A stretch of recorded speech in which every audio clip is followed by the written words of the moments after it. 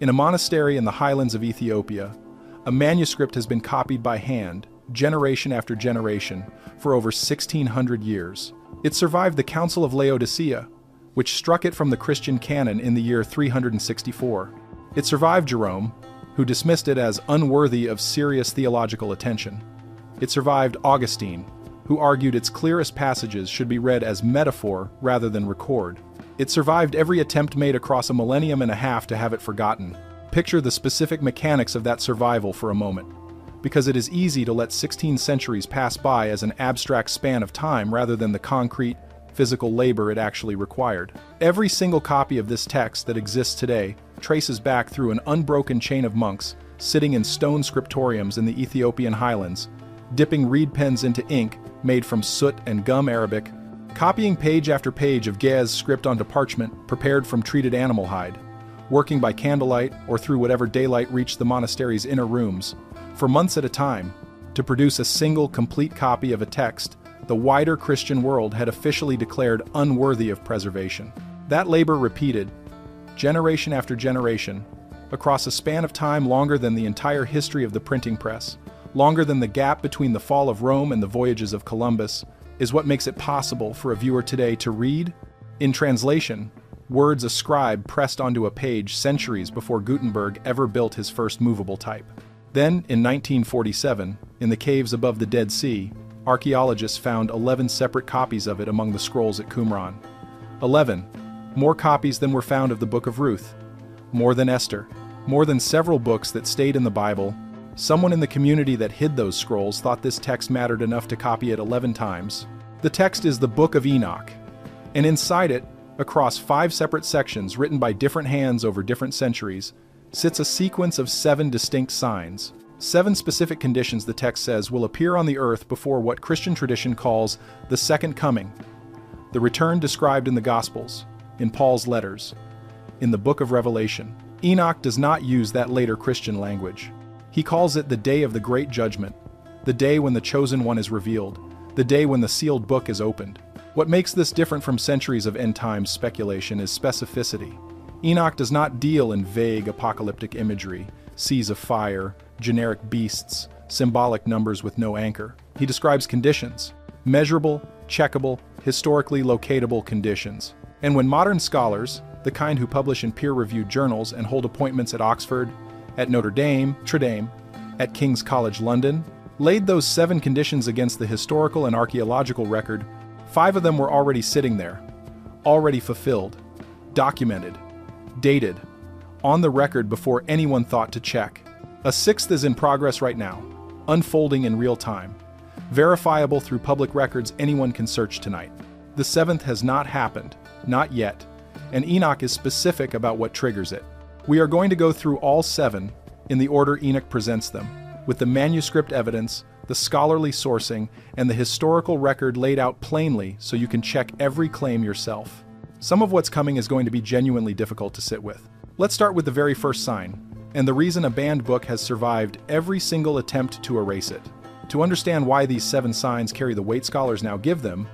you have to understand what the Book of Enoch actually is, because it is not one book, it is 5. The text scholars call First Enoch, to distinguish it from later and unrelated works attributed to the same figure, is a composite. 5 originally separate compositions, written by different authors across different centuries, later stitched into a single continuous work. The Book of the Watchers, chapters 1 through 36, is generally dated by scholars to the 3rd century before the Common Era, making portions of it older than most of the Hebrew Bible in its final form. The Book of Parables, chapters 37 through 71, sometimes called the Similitudes, is dated later, likely 1st century before the Common Era, and contains the material about the Son of Man that would draw such close attention from New Testament scholars centuries later. The Astronomical Book, chapters 72 through 82, is a technical treatise on solar and lunar movement, calendar mathematics precise enough that Dr. Otto Neugebauer, the historian of ancient astronomy who spent decades at Brown University cataloging pre-modern calendrical systems,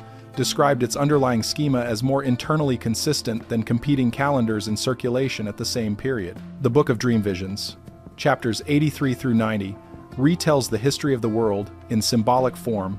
animals standing in for nations, up through what the author frames as the coming of a messianic age. And the Epistle of Enoch, chapters 91 through 108, is a series of direct warnings addressed explicitly to what the text calls the last generation. The 7 signs we are covering are drawn from across all 5 sections. They are not clustered in one chapter, which is itself significant. If a single author had invented a checklist for dramatic effect, you would expect to find it in one place, one coherent passage. Instead, these 7 conditions appear scattered across texts, written centuries apart by different hands, and yet when read together, they form a single coherent sequence. That internal consistency across independently authored material, separated by time, is one of the reasons Enoch scholarship takes the text more seriously than casual dismissal would suggest. Dr. Michael Knibb of King's College London produced the standard critical edition of the Ethiopic text, published by Oxford in 1978, working directly from the Ge'ez manuscripts preserved by the Ethiopian Church.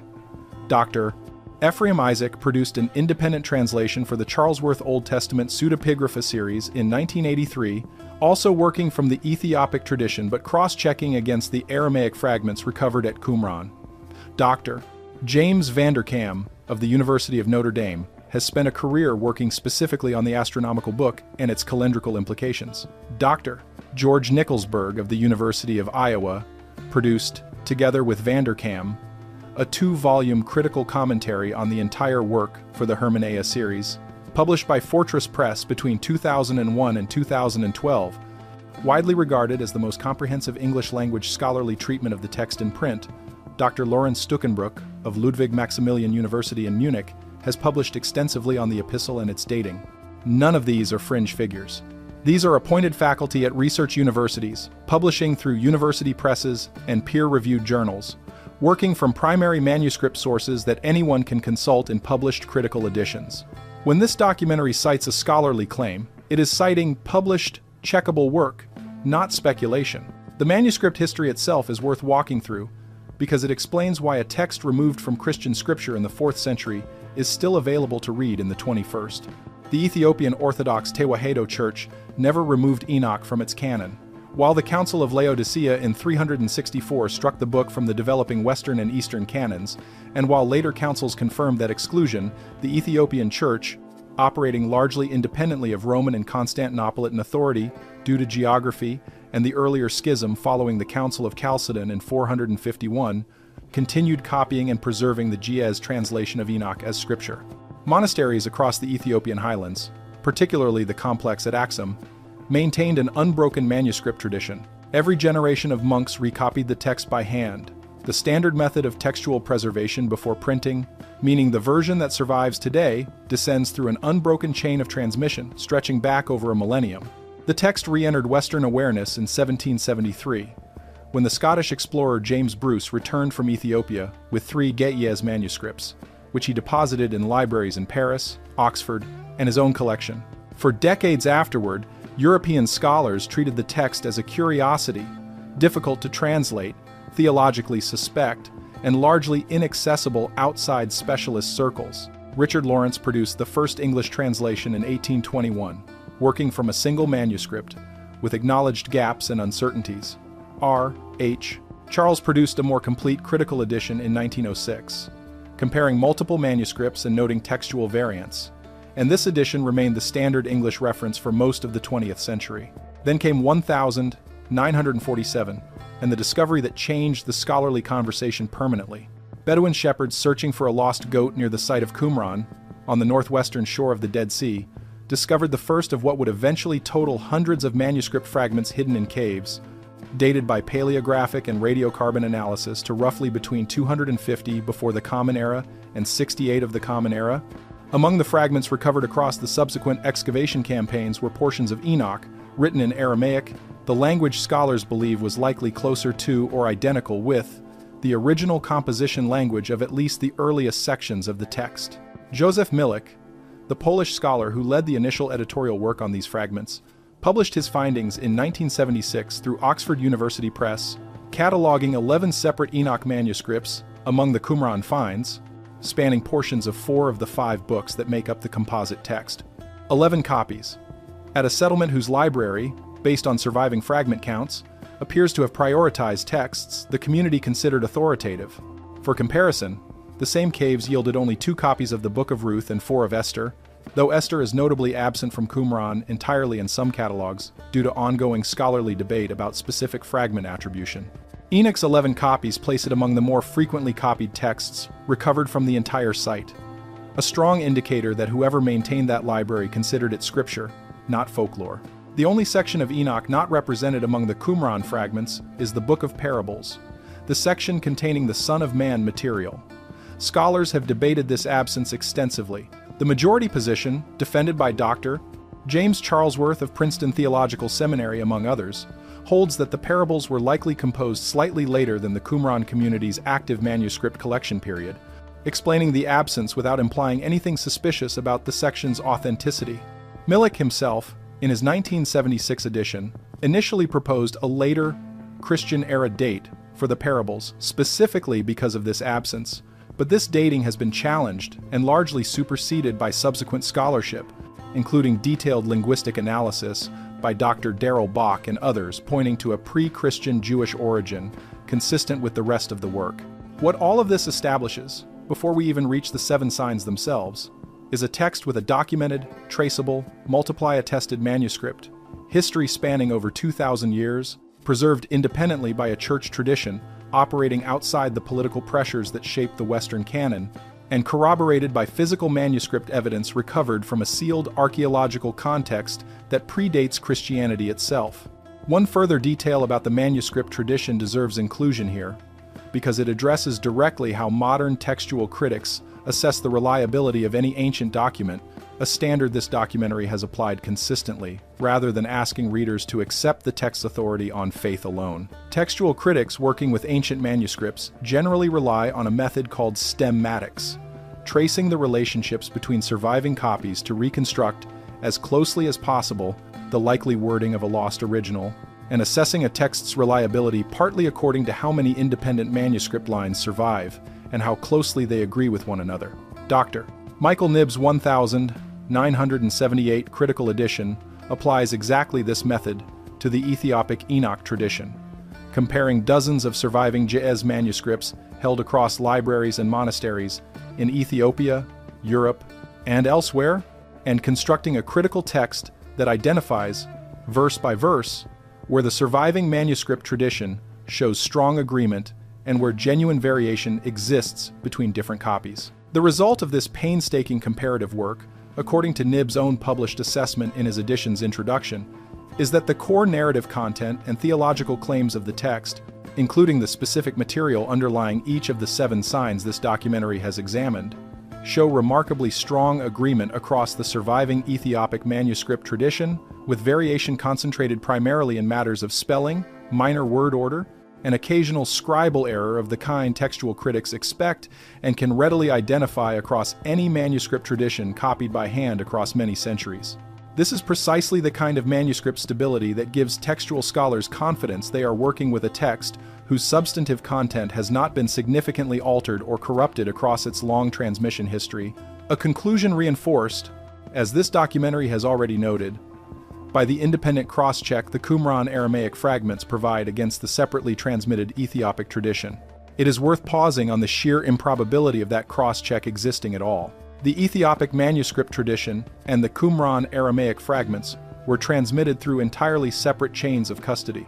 one preserved continuously within a living religious community in the Ethiopian highlands, the other sealed inside clay jars and hidden in desert caves for nearly 2,000 years before their rediscovery in the 20th century. Neither tradition could have influenced or corrected the other during the intervening centuries. And yet, when Dr. Knibb and subsequent scholars, including Dr. Isaac, laid the 2 traditions side by side, the substantive agreement between them, precisely where they overlap, provided exactly the kind of independent corroboration that gives this documentary's underlying textual claims their evidentiary weight, not because any single tradition is treated as infallible, but because 2 separately preserved witnesses, with no possibility of collusion or mutual correction across the intervening centuries, arrived at substantially the same content. That is the specific standard of evidence this documentary has held itself to throughout, treating the ancient text content as established not by appeal to authority or tradition alone, but by the same comparative, cross-referencing method. Modern textual scholarship applies to any ancient document whose reliability is being assessed, a method that, in the specific case of Enoch, happens to be unusually well supported by not one but two independently transmitted manuscript traditions surviving into the present day. This is not a text of uncertain origin. This is one of the most textually well-attested documents to survive from the ancient Jewish world. And it contains 7 signs. And before we go further, I need to pause for a second, because what I'm about to tell you gets significantly darker. And I realized a while ago that some of this cannot be fully explained in a video format. The complete reconstruction of the 7 signs Enoch recorded, the Ge'ez sequence the Ethiopian church guarded for 16 centuries, the manuscript variants scholars have argued over since Bruce brought the text to Europe, the council's own written reasoning for striking the book from the canon, I put it all into a written document. It's linked below, and the QR code is on your screen. Now, let's continue. The first sign appears in the Epistle of Enoch, chapter 104, and it concerns knowledge itself. The passage, in Isaac's translation, reads, "In those days the words of righteousness and truth shall be revealed, and the sons of the earth shall boast, and men shall know that the words of righteousness are true." The wider context of the chapter, read alongside chapter 93, describes a coming period in which knowledge that had been hidden becomes visible, in which understanding of the heavens spreads to people who previously had no access to it, and in which written words, records, texts, multiply beyond anything the author's own era had experienced. Dr. Nicholsberg's Hermeneia commentary spends considerable space on this passage because of its unusual framing. Enoch is not describing a single revelation, a single teacher arriving with new information. He is describing an era characterized by the spread and multiplication of knowledge generally, an acceleration in how much humanity collectively knows and how quickly that knowledge moves. The astronomical book reinforces this same theme from a different angle. Chapter 80 specifically, warning that in the days of the sinners the years will be shortened, and their seed will be tardy on their lands and fields, and all things on the earth will alter and will not appear at their proper time. Language scholars have connected to a broader motif throughout the text, linking the final period to disruption in how humans perceive and track time and celestial patterns. A disruption tied directly to the explosion of available knowledge, changing how people relate to the natural order they had previously navigated by direct observation alone. To understand why scholars treat this as a genuine marker rather than a vague truism, you need to see the actual historical trajectory of human knowledge production, because the acceleration described is not gradual, it is a hockey stick. For the overwhelming majority of human history, information moved at the speed of a human being, walking, riding, or sailing. A letter from Rome to a provincial governor in Britain, in the height of the empire's road and postal infrastructure, took weeks. Knowledge accumulated across a human lifetime might amount to what a single afternoon of research produces today. The printing press, developed by Johannes Gutenberg around 1440, represented the first major inflection point. A genuine step change in how quickly written knowledge could multiply and spread, and historians of the book, including Elizabeth Eisenstein in her landmark study The Printing Press as an Agent of Change, published by Cambridge University Press in 1979, have documented how this single technological shift reshaped European intellectual life within a matter of generations. But even the printing press produced a linear, not exponential, increase in accessible knowledge. That changed with digital technology, and the numbers involved are difficult to hold in the mind without concrete comparison. According to research published by the International Data Corporation, a market intelligence firm that has tracked global data creation trends for decades, the total volume of data created, captured, and consumed worldwide reached approximately 64.2 zettabytes in 2020. A zettabyte is 1 trillion gigabytes. The same research group projected that figure would climb past 180 zettabytes by 2025. To put that in perspective, using an estimate frequently cited in information science literature, the entirety of recorded human knowledge, up through roughly the year 2003, every book, scientific paper, government record, and archive that had ever been digitized or existed in analog form convertible to digital,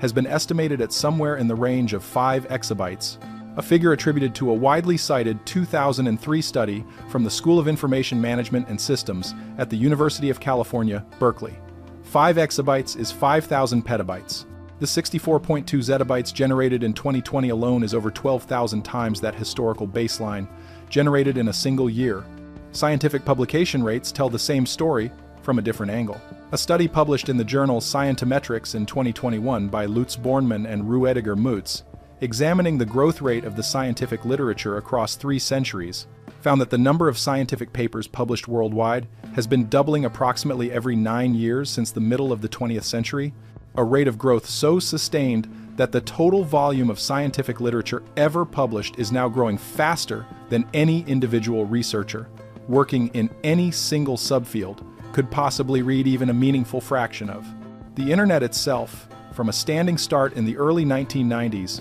to functional global ubiquity within roughly 3 decades, represents a communications infrastructure change with no direct historical precedent. According to data compiled by the International Telecommunication Union,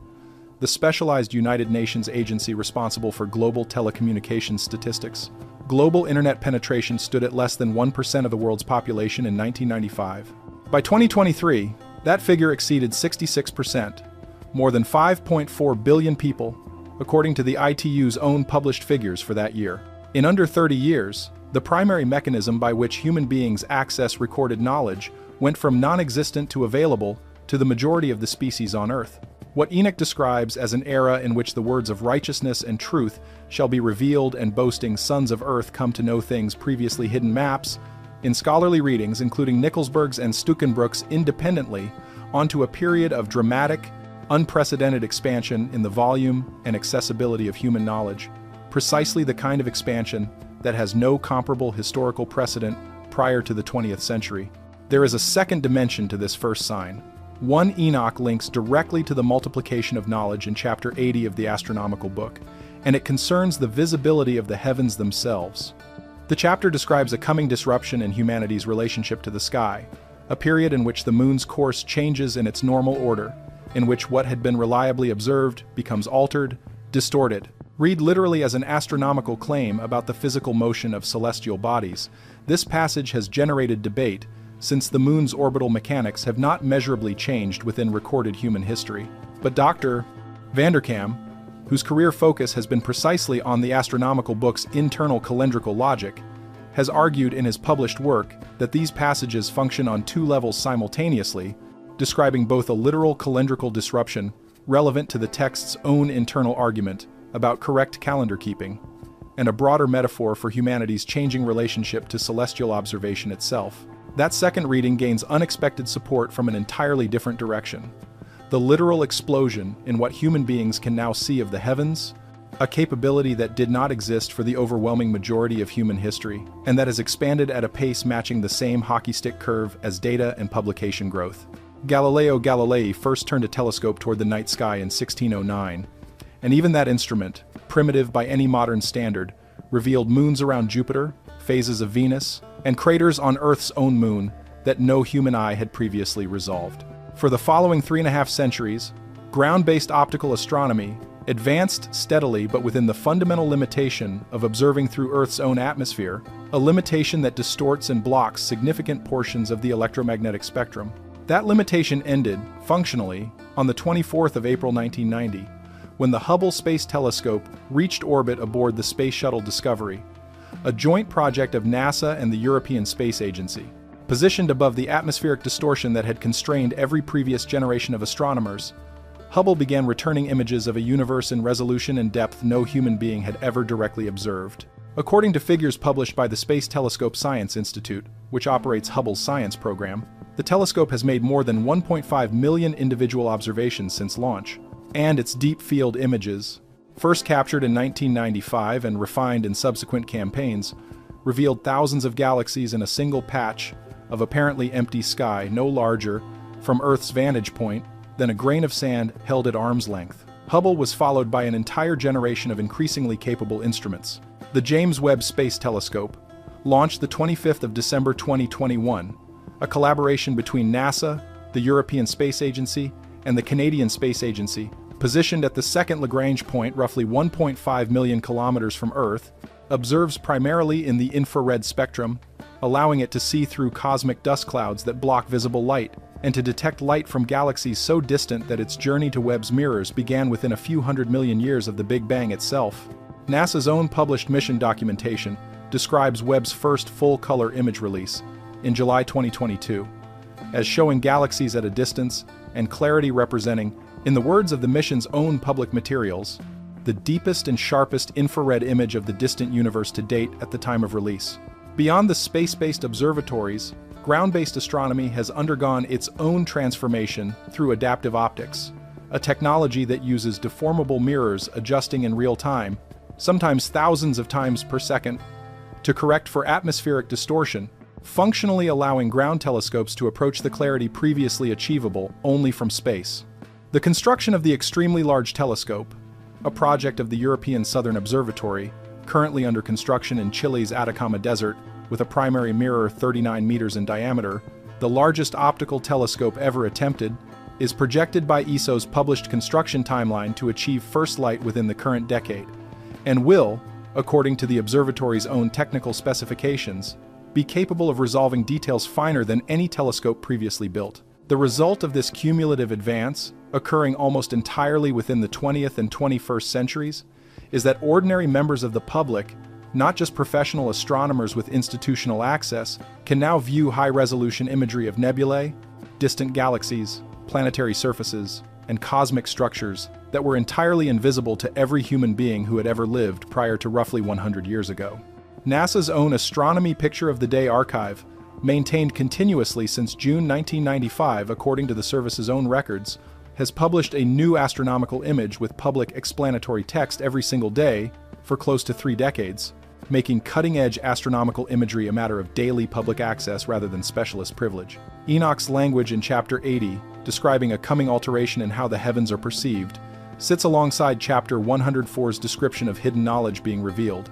and together, in the reading, multiple scholars including Nickelsburg and Vanderkam have independently arrived at, they describe a single underlying condition, an era in which both terrestrial knowledge and celestial visibility undergo simultaneous, unprecedented expansion. That condition, whatever else it might or might not signify, is not speculative. It is documented. It has a start date roughly corresponding to the mid-20th century acceleration in both digital information technology and space-based astronomy. And it continues, by every metric available, to accelerate further with each passing year. There is a further detail in the GES text that most English translations compress into a single line, but that Dr. Ephraim Isaac's 1983 translation preserves with slightly more of its original texture. The passage does not simply say knowledge will increase, it specifies that this knowledge will spread to the sons of the earth broadly, not remain confined to a priestly or scholarly class, and that this broad spread is itself part of what marks the period as significant. This distinction matters because it separates Enoch's prophecy from a much easier claim to fulfill. Knowledge accumulating among specialists, held in temples, universities, or guarded archives, had already happened repeatedly across ancient history. In Babylon, in Alexandria, in the Chinese imperial court. What Enoch specifies is different in kind. He describes knowledge reaching ordinary people broadly, the sons of the earth in general, not a scholarly caste. That distinction is precisely what separates the pre-digital era from the digital one. The Library of Alexandria, at its height under the Ptolemaic dynasty, is estimated by classical historians, including Roger Bagnall of New York University, in his widely cited reassessment of the library's likely holdings published in 2002, to have held somewhere between 40,000 and 400,000 scrolls. An extraordinary concentration of knowledge for its era, and one that was nonetheless accessible only to a narrow class of scholars physically present in one city, reading in Greek, a language most of the ancient world's population did not speak. Compare that to a smartphone, a device that, as of 2024, according to figures compiled by the GSMA, the global trade body representing mobile network operators, was owned by an estimated 4.3 billion people worldwide, each device carrying functional access to a body of recorded knowledge, many orders of magnitude larger than Alexandria's entire collection, searchable in the user's own language, updated continuously, and available regardless of the owner's formal education or social class. This is the specific condition Nickelsburg's commentary highlights as distinguishing Enoch's first sign from generic ancient wisdom literature about knowledge and learning, which frequently praises scholarly accumulation but rarely frames broad, non-elite access as the marker of a specific historical era. Enoch's phrasing anticipates something closer to what information scientists now call knowledge democratization, a term that entered common academic usage only in the late 20th century to describe exactly the phenomenon the digital revolution produced. There is also a warning embedded directly alongside this sign that deserves attention, because Enoch does not present the multiplication of knowledge as an unambiguous good. Chapter 98, in both Nib's and Isaac's translations, pairs the spread of knowledge with a specific caution about how that knowledge will be used, describing writers who will write false words in their own names for the sake of vanity or profit, a passage scholars have connected to the broader sixth sign covered later in this documentary, concerning the multiplication of false teaching. The two signs are linked in the text itself, not coincidentally adjacent but structurally connected, knowledge multiplying rapidly enough that the mechanisms for verifying truth from falsehood cannot keep pace with the volume of claims being produced. Modern information science has independently arrived at language describing precisely this problem. A widely cited 2018 study published in the journal Science by Soroush Vosavi, Deb Roy, and Sinan Aral of the Massachusetts Institute of Technology, analyzing the spread of true and false news stories across Twitter over an 11-year period, found that false news reached 1,500 people, roughly 6 times faster than true news, reached the same audience size, and that this effect held true across nearly every category of information studied: politics, science, business, and terrorism. The study's authors attributed the effect specifically to the structural properties of rapid information sharing networks, mechanisms that simply did not exist prior to the digital era. Enoch's first sign describes, taken together, the acceleration in raw data volume, the doubling of scientific publication roughly every 9 years, the transition of astronomical observation from specialist privilege to daily public access, the collapse of the distinction between elite and popular knowledge access through mobile technology, and the documented, measurable problem of false information spreading faster than true information within these same new networks form a coherent picture matching, point by point, the conditions Enoch's first sign describes across chapters 80, 98,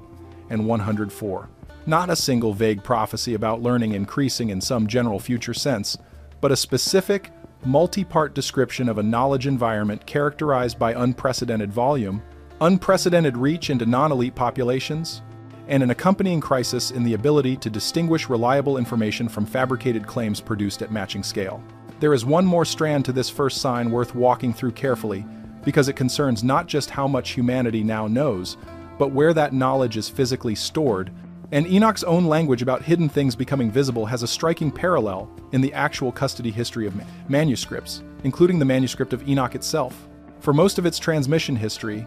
access to Enoch was restricted by simple physical scarcity. A monastery in the Ethiopian highlands might hold the only complete GE's manuscript within hundreds of kilometers. A scholar in Oxford, working from Bruce's manuscripts in the early 19th century, had access to a text that almost no one else in Europe could independently verify or cross-check. Even after Charles's 1906 critical edition made a scholarly English translation broadly available,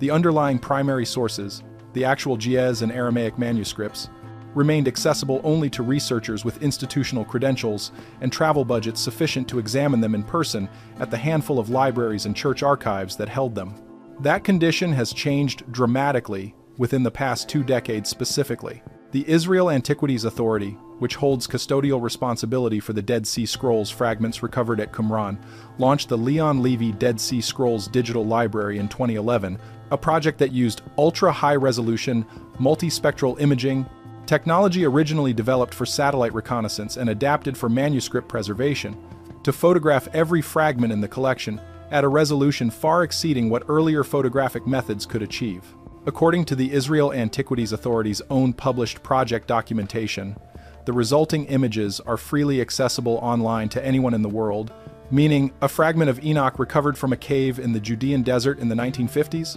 previously examinable only by a small circle of credentialed specialists granted physical access, can now be studied in magnified detail by any person anywhere with an internet connection, the same broad public access Enoch's first sign describes. The Ethiopian manuscript tradition has undergone a parallel, though less complete, digitization effort. The Ethiopian Manuscript Microfilm Library, later expanded through digital imaging partnerships, including work supported by the Hill Museum and Manuscript Library at St. John's University in Minnesota, has worked since the 1970s, with digital efforts accelerating substantially after 2000 to photograph and preserve Ethiopian manuscripts, including numerous Enoch codices held in monasteries across the country, some of which face ongoing physical preservation risk from climate, insects, and, more recently, regional conflict. The digitization of these manuscripts represents exactly the kind of hidden knowledge becoming visible that Chapter 104 describes.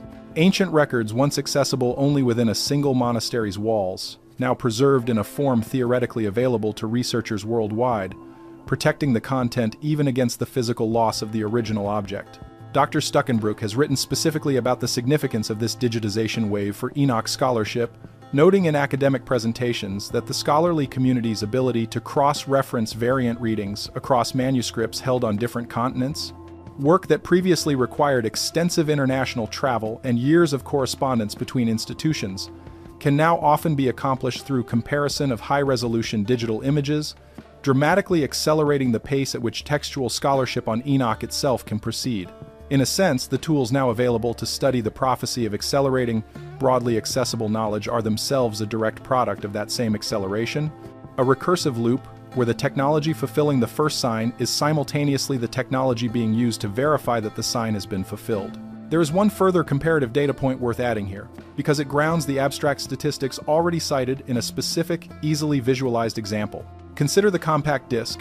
a technology that once represented cutting-edge digital storage capacity for an ordinary consumer. A standard compact disc released in the 1980s held roughly 700 megabytes of data. According to storage capacity figures published by the International Data Corporation in its ongoing Global Datasphere research series, humanity now generates enough new data every single second to fill more than 100,000 of those same compact discs, a rate of production that, if visualized as a physical stack of discs, would tower well beyond the height of any building on Earth within a matter of hours and would circle the planet multiple times over within a single day, a scale of production so far beyond ordinary human intuition that it requires this kind of concrete visualization to register at all. The acceleration is not limited to raw data volume either. Consider patent filings, a metric economists and historians of technology often use as a proxy for the pace of genuinely novel invention, since a patent requires formal review and confirmation of originality before being granted. Unlike raw publication counts, which can include repetition or incremental variation, according to figures published by the World Intellectual Property Organization, the specialized United Nations agency responsible for tracking global patent activity, the total number of patent applications filed worldwide crossed 3 million in a single year for the first time in 2019. According to the organization's own annual World Intellectual Property Indicators report, a milestone that took the entire prior history of the modern patent system, dating back to the first formal patent statutes in the 17th century, to approach, and that has now become a recurring annual baseline rather than an exceptional peak. This is the first sign, and by the plain measure of the historical and technological record, laid out across data volume statistics, publication rate studies, astronomical instrument capability, mobile device penetration, peer-reviewed research on the spread of false information, and the documented digitization of the very manuscripts that record the prophecy itself, it has already happened. The second sign returns to the oldest section of the text, the Book of the Watchers, and it concerns the blurring of boundaries the text presents as originally fixed by design. Chapters 7 and 8 of Enoch describe a group of angelic beings called the Watchers, descending to Mount Hermon and taking human wives, an act the text frames as a violation of an established order, beings crossing a category boundary that was not meant to be crossed. But the more consequential violation, in the text's own framing, is not the union itself. It is what the Watchers teach humanity afterward. Chapter 8 names specific instructors and specific forbidden knowledge. Azazel taught men to make swords, knives, shields, and breastplates, and made known to them the metals and the art of working them, along with the art of making up the eyes and beautifying the eyelids. Semjaza taught enchantments and root cuttings. Barakijal taught astrology. Kokabel taught the constellations. Ezekiel taught the knowledge of the clouds. Arakiel taught the signs of the earth. Shamziel taught the signs of the sun. Sariel taught the course of the moon. Chapter 65. Part of the later Dream Visions material revisits this same theme from a different angle, describing how the earth itself will be filled with violence because of the teaching arts brought by beings who crossed a boundary they were not meant to cross, mixing categories the created order had kept separate. The scholarly reading of this material developed extensively by Dr. Nicholsberg in his commentary and by Dr. Annette Yoshiko Reed of the University of Pennsylvania in her monograph Fallen Angels and the History of Judaism and Christianity, published by Cambridge University Press in 2005, treats these chapters not primarily as a story about angelic beings in a literal sense that modern readers must accept at face value, but as an ancient text grappling with a specific anxiety, the anxiety that certain categories of knowledge, particularly knowledge that blurs boundaries the author's culture considered fixed by design, carries danger disproportionate to any benefit it might offer. Weapon making crosses the boundary between defense and violence capability. Cosmetics and adornment, oddly specific among Azazel's teachings, cross the boundary the ancient author perceived between natural appearance and engineered appearance. Root cuttings and enchantments cross the boundary between medicine and manipulation of natural processes for purposes beyond healing. What makes this second sign relevant to a modern audience is not that ancient weapon making or cosmetics represent ongoing crises. It is that the specific pattern the text describes, humanity gaining the capability to alter fundamental categories that had previously been fixed, categories of appearance, of biology, of the boundary between natural and engineered life, has re-emerged in the modern era with a scope and technical sophistication the ancient author could not have anticipated, but that maps with uncomfortable precision onto the same underlying anxiety his text records. Consider first the boundary between human and machine intelligence, a category distinction that had, until extraordinarily recently, never been seriously contested in any practical sense. The development of large-scale artificial intelligence systems capable of generating human-like text, images, and increasingly video has compressed a boundary that philosophers and computer scientists alike assumed would remain firmly fixed for generations, if not indefinitely. According to Stanford University's Institute for Human-Centered Artificial Intelligence, which publishes an annual AI index report tracking the field's development across technical, economic, and societal dimensions, the computational resources used to train the largest AI systems have increased by a factor of roughly 10 every single year since 2010, a growth rate the report's own authors describe as without precedent in the history of computing. The practical consequence of this growth is a rapidly eroding ability to distinguish human-generated content from machine-generated content, precisely the kind of category boundary collapse the watcher's narrative associates with dangerous knowledge. A 2023 study, published in the journal Nature Human Behavior, conducted by researchers at University College London and the University of Copenhagen, tested whether human participants could reliably distinguish AI-generated text from human-written text across multiple domains, and found accuracy rates barely above random chance in several categories. A finding the study's authors described as having significant implications for information ecosystems broadly. The boundary between natural and engineered biology has undergone an even more direct parallel collapse. The development of CRISPR, Cas9 gene editing technology, first demonstrated as a programmable genome editing tool in a landmark 2012 paper published in Science by Jennifer Doudna of the University of California, Berkeley and Emmanuel Charpentier, then at Umeå University in Sweden, work that earned both scientists the Nobel Prize in Chemistry in 2020, gave researchers the ability to make precise, targeted edits to DNA sequences with a level of accessibility and low cost that previous gene editing techniques could not match. Where earlier genetic engineering required specialized expertise and expensive equipment concentrated in a small number of well-funded laboratories, CRISPR-based systems are now used in undergraduate biology courses and, more controversially, in home laboratories operated by individuals with no formal institutional oversight, a phenomenon researchers and bioethicists have termed do-it-yourself biology or biohacking. The most direct and widely reported collision between this technology and the boundary concerns the watcher's narrative implicitly raises came in November 2018, when He Jiankui, a researcher, then affiliated with the Southern University of Science and Technology in Shenzhen, China, announced at the Second International Summit on Human Genome Editing in Hong Kong that he had used CRISPR technology to edit the genomes of human embryos, resulting in the birth of twin girls with an intentionally modified gene believed to confer resistance to HIV infection. The announcement produced immediate, near universal condemnation from the international scientific community. The National Academies of Sciences, Engineering, and Medicine in the United States issued a joint statement describing the experiment as a serious breach of ethical norms and international consensus. He Jiankui was subsequently sentenced by a Chinese court in December 2019 to 3 years in prison for what the court described as illegal medical practice, and the case remains, According to bioethics literature published in journals including Nature and the New England Journal of Medicine in the years since, the clearest documented instance to date of the specific boundary the Watcher's narrative warns against, direct, intentional, heritable alteration of human biology being crossed in practice rather than merely discussed as theoretical possibility. This is precisely the structure of the ancient warning. Not knowledge itself is evil. The text does not condemn metalworking or astronomy in the abstract, both of which humanity retained and developed further through legitimate means, according to Enoch's own later chapters. But knowledge deployed to cross a boundary the author's cosmology treated as load-bearing, categories the created order depended on remaining distinct. The cosmetics detail in Chapter 8, Azazel teaching the making up of eyes and the beautifying of eyelids, has drawn particular scholarly attention because of how oddly specific and seemingly minor it appears alongside weapon making and enchantment. Dr. Reed's analysis argues this detail functions as a marker for a broader category: technologies of bodily transformation, techniques that allow the human body to present as other than what it naturally is. Read against that broader category, the ancient concern maps onto a modern landscape that includes not just cosmetic technology in the traditional sense, now a global industry. The market research firm Grandview Research, valued at over $262 billion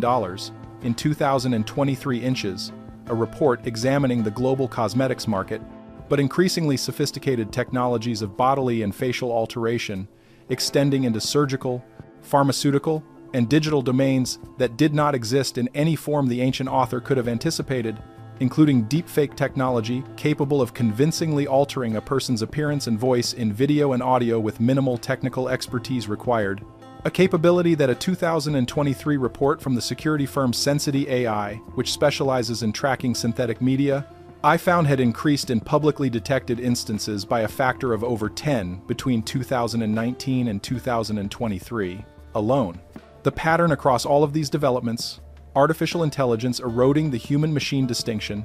gene editing eroding the boundary of fixed, heritable biology, deepfake and cosmetic technology eroding the boundary between natural and engineered appearance, is not that any single technology represents the fulfillment of Enoch's second sign in isolation. It is that the underlying structure the ancient text describes, humanity gaining rapid access to knowledge capable of dissolving categories previously understood as fixed, categories the text's own cosmology treats as part of a designed order, has re-emerged as a defining and accelerating feature of the exact same historical period identified by the first sign's knowledge explosion. Dr. Nicholsberg's commentary notes that the Watcher's narrative was likely composed, at least in part, as a response to the author's own era's anxieties about Hellenistic scientific and technical knowledge flooding into Jewish intellectual life following Alexander's conquests. A genuine historical moment of rapid, destabilizing knowledge transfer. The structural pattern the ancient author identified in his own century, rapid technical knowledge acquisition outpacing the ethical and social frameworks needed to govern it safely, is precisely the pattern bioethicists, AI safety researchers, and technology policy scholars describe when discussing the current era. A 2021 statement issued jointly by the World Health Organization's Expert Advisory Committee on Developing Global Standards for Governance and Oversight of Human Genome Editing explicitly used language describing the technology as having outpaced the ethical and regulatory frameworks needed to govern its use responsibly, language that, structurally, restates the ancient concern in contemporary bioethics vocabulary. There is a further layer to this second sign worth examining closely, because Enoch does not stop at describing forbidden knowledge being taught. He describes a specific consequence that follows from it, and that consequence has its own modern parallel worth tracing carefully. Chapter 9 of the Book of the Watchers describes the archangels Michael, Sariel, Raphael, and Gabriel looking down and seeing the earth filled with blood and unrighteousness because of what the Watchers had taught, and bringing this complaint before the Most High specifically because humanity,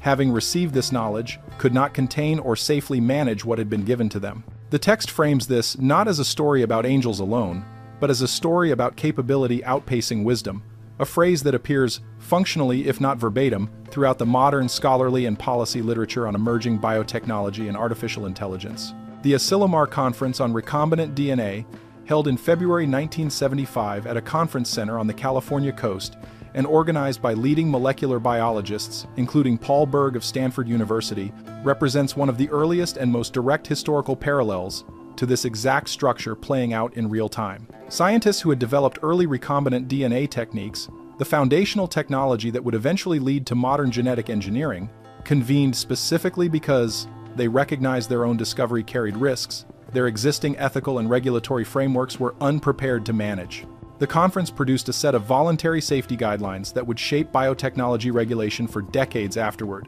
a direct, documented instance of scientists recognizing they had developed knowledge whose implications outpaced their capacity to govern it responsibly. The precise structure, Enoch's 9th chapter, describes archangels observing from a different vantage point entirely. That same structure has repeated with even greater urgency in the discourse surrounding artificial intelligence. In March 2023, the nonprofit Future of Life Institute published an open letter calling for a 6-month pause on the training of AI systems more powerful than the most advanced models then publicly available, citing what the letter's signatories described as profound risks to society and humanity from systems whose capabilities were advancing faster than society's ability to understand or govern them. The letter was signed by more than 1,000 technology figures and researchers, including Turing Award winner Yoshua Bengio of the University of Montreal, and, notably, Elon Musk, whose own companies were simultaneously developing competing AI systems, an irony widely noted in coverage of the letter at the time by outlets including Reuters and the Associated Press. In May 2023, a separate and even more starkly worded statement, coordinated by the Center for AI Safety, a nonprofit research organization based in San Francisco, was signed by hundreds of AI researchers and industry leaders, including Sam Altman, chief executive of OpenAI, and Demis Hassabis, chief executive of Google DeepMind, stating in its entirety that mitigating the risk of extinction from AI should be a global priority alongside other societal-scale risks, such as pandemics and nuclear war. The brevity and severity of that statement, coming from the very individuals leading the development of the technology it warns about, represents a documented, publicly recorded instance of the exact pattern Chapter 9 describes: those closest to newly unleashed capability, recognizing that capability may exceed the wisdom available to contain it, and saying so publicly, on the record, through named individuals whose statements can be independently verified. Dr. Reed's work draws a further connection worth noting between the Watcher's narrative's treatment of forbidden knowledge and the ancient Near Eastern literary tradition of divine secrets improperly transmitted to mortals, a motif appearing in Mesopotamian literature predating Enoch, including elements of the Gilgamesh tradition. This broader ancient Near Eastern concern with knowledge transmission, secrets that belong properly to a divine or restricted sphere being released into general human circulation with destabilizing consequences, provides Enoch's authors with an existing literary vocabulary they adapt to their own specific historical anxieties about Hellenistic technical and philosophical knowledge flooding into Judean intellectual life following the conquests of Alexander the Great beginning in 332 before the Common Era. The specific vocabulary changes across centuries. The underlying structural concern, knowledge crossing a boundary faster than the wisdom needed to govern its use safely can develop, recurs with striking consistency, from ancient Mesopotamia through Second Temple Judaism, through the Asilomar biologists, through the Future of Life Institute's 21st century open letter. One further dimension of this second sign deserves careful treatment, because it concerns not knowledge in the abstract, but a specific category the text singles out repeatedly across multiple chapters: the corruption of what Enoch calls the seed, meaning reproduction and heredity itself. Chapter 7 describes the offspring of the Watchers and human women as giants, whose growth and appetite exceeded natural bounds, consuming all that humanity's labor could produce and then turning against humanity itself. Chapter 10 describes God's judgment against this corruption, specifically in terms of cleansing the earth from all uncleanness and from all oppression. Language scholars, including Nicholsburg, read as addressing a category violation at the level of biological reproduction, not merely social or military violence. Chapter 15 extends this theme further, with the archangel addressing the Watchers directly and asking why they left the holy and eternal heaven to lie with women and beget children with them, defiling themselves with the daughters of men, taking wives, and doing as the sons of earth do, producing giants. A direct statement that the violation is fundamentally about improper mixing of categories at the reproductive level. This specific concern, heredity and reproduction being altered or engineered in ways that cross a boundary the text treats as fixed, has a direct and startlingly literal modern parallel in the field of heritable human genetic modification, distinct from the somatic gene editing that affects only a treated individual and does not pass to offspring. The He Jiankui case discussed earlier involved precisely this category: germline editing, modifications made to embryos that would be passed down to all future descendants of the modified individuals, a form of genetic change that, once introduced into the human population, cannot be recalled or contained to a single generation. The scientific and bioethics response to this specific category of risk has been notably more severe and more unified than the response to somatic gene therapy, which remains widely accepted for treating existing genetic diseases in individual patients without affecting their descendants. The International Summit on Human Gene Editing, held in Washington, D.C. In December 2015 and organized jointly by the National Academies of Sciences and Medicine in the United States, the Royal Society in the United Kingdom, and the Chinese Academy of Sciences, issued a statement explicitly distinguishing between somatic editing, which the summit's organizing committee considered acceptable within existing regulatory frameworks for treating disease, and germline editing, heritable modification passed to future generations, which the committee's published statement described as irresponsible to proceed with until, among other conditions, there was broad societal consensus about the appropriateness of the application. He Jiankui's 2018 announcement violated precisely this distinction, and the near-universal international condemnation that followed, spanning statements from scientific academies in the United States, China, and the United Kingdom, reflects a rare point of consensus across otherwise competing national scientific establishments that heritable modification of the human germline represents a categorically different and more serious violation than treatment-focused genetic medicine affecting only the individual patient. The specific language used across these condemnations, describing the experiment as crossing a line, as a violation of international norms, as premature and irresponsible, mirrors, in a striking structural sense, the ancient text's own framing of the Watcher's offspring as a corruption of the seed requiring divine intervention to cleanse. Dr. Nicholsburg's commentary notes that the giants described in Chapter 7 are given a specific fate in the text's own internal logic, Chapter 15, describing their spirits as becoming evil spirits upon the earth after their physical bodies perish, spirits that will corrupt, fall, be excited, and cause trouble on the earth. A passage some scholars, including Dr. Archie Wright in his monograph The Origin of Evil Spirits, published by Moore Seebeck in 2005, have connected to broader Second Temple period demonology, the idea that the consequence of this original boundary violation persists and continues to manifest destructive effects long after the initial act, rather than being a contained, one-time historical event. Whatever theological weight one assigns to that specific claim,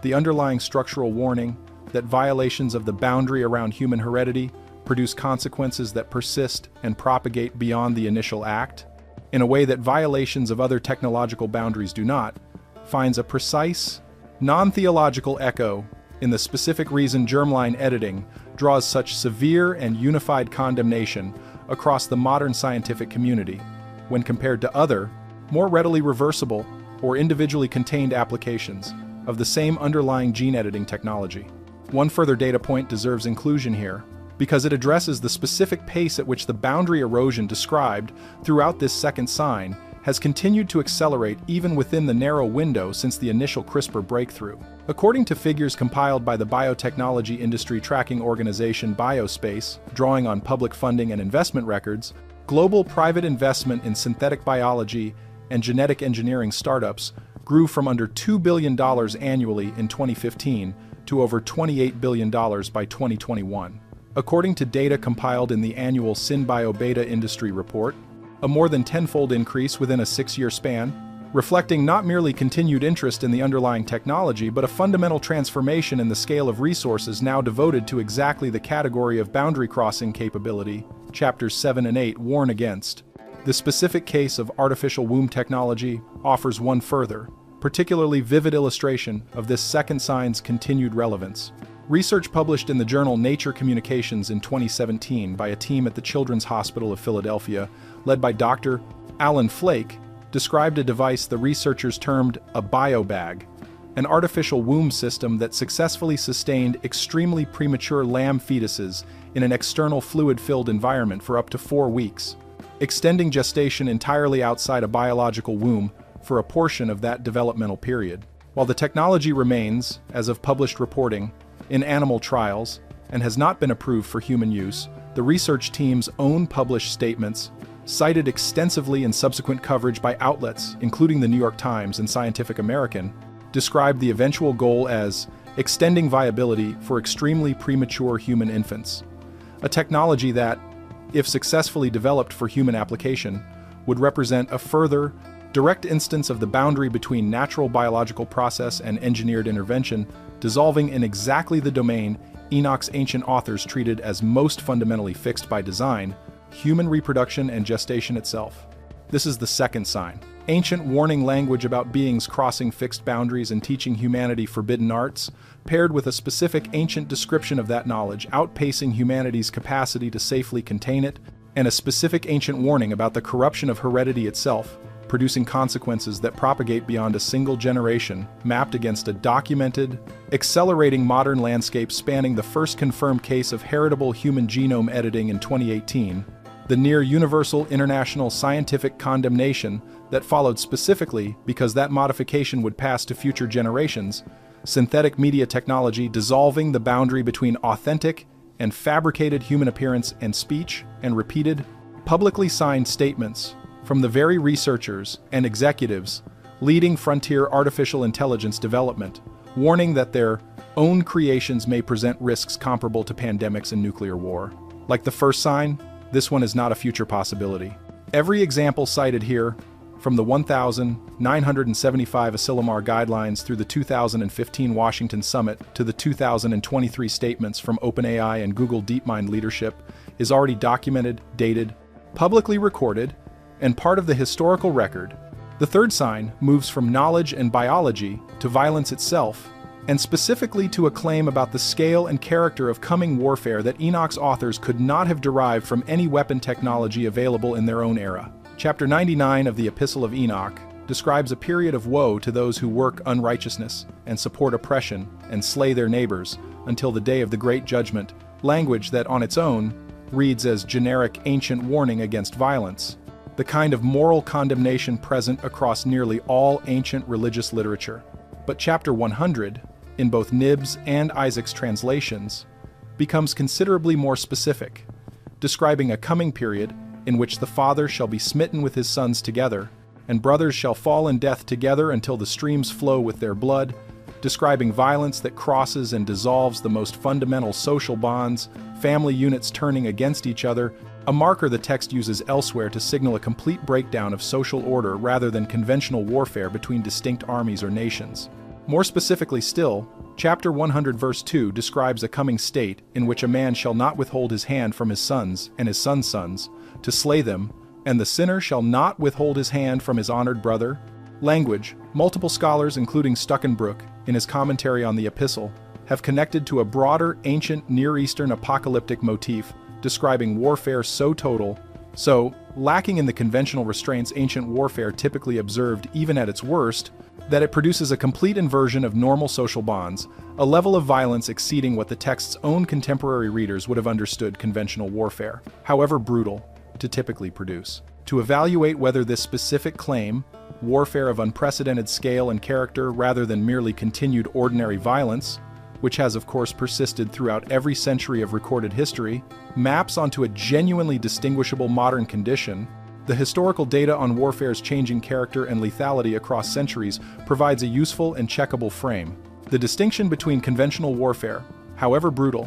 and warfare capable of the kind of totalizing, boundary-dissolving violence chapter 100 describes, maps with considerable precision onto the emergence of weapons categorically different from anything available prior to the 20th century, specifically nuclear, and to a lesser extent chemical and biological, weapons capable of casualties and destruction on a scale that ancient and even early modern military technology simply could not produce, regardless of the scale of the conflict or the brutality of the combatants. The detonation of the first nuclear weapon used in warfare over Hiroshima, Japan, on the 6th of August 1945,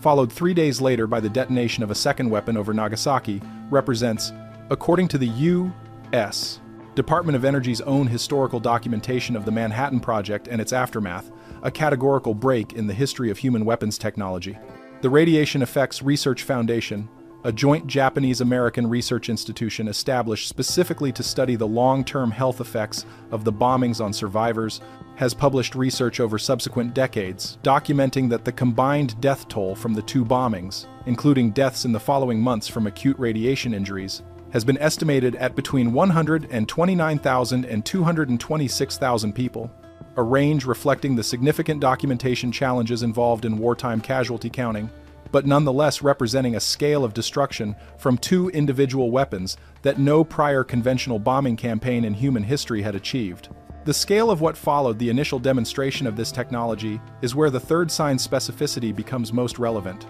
According to figures maintained by the Federation of American Scientists, a nonprofit research organization that has tracked global nuclear arsenals since the early Cold War period, the combined global stockpile of nuclear warheads peaked in 1986 at an estimated 70,300 weapons, held primarily by the United States and the Soviet Union, though the arsenal has since been substantially reduced through a series of bilateral and multilateral arms control agreements, standing at an estimated 12,512 warheads globally as of the Federation's most recent published assessment in 2024. Even at current reduced levels,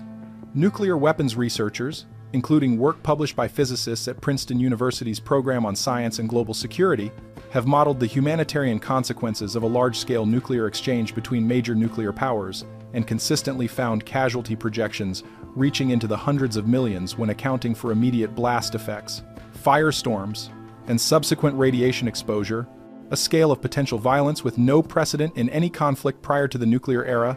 and one capable, in the scenarios modeled by these researchers, of producing exactly the kind of total societal collapse Chapter 100's imagery of family bonds dissolving under violence would represent. Beyond the raw destructive capacity of nuclear weapons specifically, the character of warfare, more broadly, has undergone changes across the 20th and 21st centuries that researchers in the field of conflict studies describe using language remarkably close to Enoch's own imagery of violence, exceeding conventional bounds and dissolving normal social restraint. The concept of total war, warfare mobilizing an entire society's economic, industrial, and civilian population toward the war effort and treating civilian infrastructure and populations as legitimate military targets rather than protected non-combatants, is generally dated by military historians to have first fully emerged during the First World War, 1914 to 1918, and reached its most extreme expression during the Second World War, 1939 to 1945. According to figures compiled by demographic historians studying the Second World War's casualty patterns, including work published in the Cambridge History of the Second World War, edited by Michael Geyer and Adam Tooze, and published by Cambridge University Press in 2015, an estimated 70 to 85 million people died as a direct or indirect result of the conflict, representing at the time roughly 3% of the entire global population, a scale and proportion of casualties without precedent in any prior recorded conflict in human history, and one achieved specifically because industrialized warfare had by that point developed the capacity to target and kill civilian populations at a scale through strategic bombing campaigns, blockade-induced famine, and systematic genocide that no prior era's weapons technology could achieve, regardless of the intent or brutality. The combatants involved, the specific detail in Chapter 100 describing fathers and sons dying together, brothers turning against each other, deserves one further layer of scholarly context. Dr. Stuckenbrook's commentary connects this imagery to a broader apocalyptic tradition,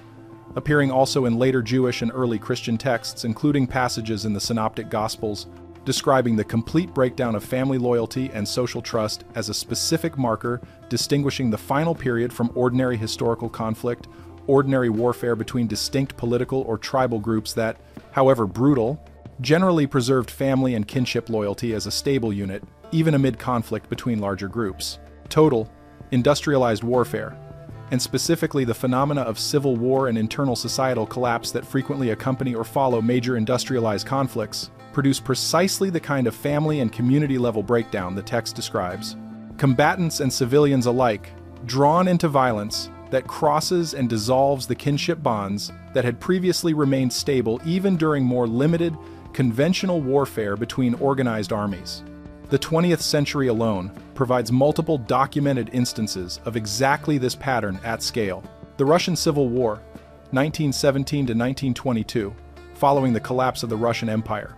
produced documented instances of family members fighting on opposing sides of the conflict, a phenomenon extensively documented in historical scholarship on the period, including Orlando Figues's widely cited History, A People's Tragedy, published by Penguin in 1996. The Spanish Civil War, 1936 to 1939, similarly produced well-documented cases of families divided along ideological lines, fighting and in some cases executing family members on opposing sides, a pattern of violence historian Paul Preston has extensively documented in his research on the conflict's civilian casualties, including his 2012 study, The Spanish Holocaust, published by Harper Press. More recently, ongoing conflicts, including the Syrian Civil War, which the United Nations Human Rights Office has documented since 2011 as having produced casualty figures exceeding 300,000 confirmed deaths as of the office's most recent comprehensive assessment, have similarly produced extensively documented instances of this same pattern.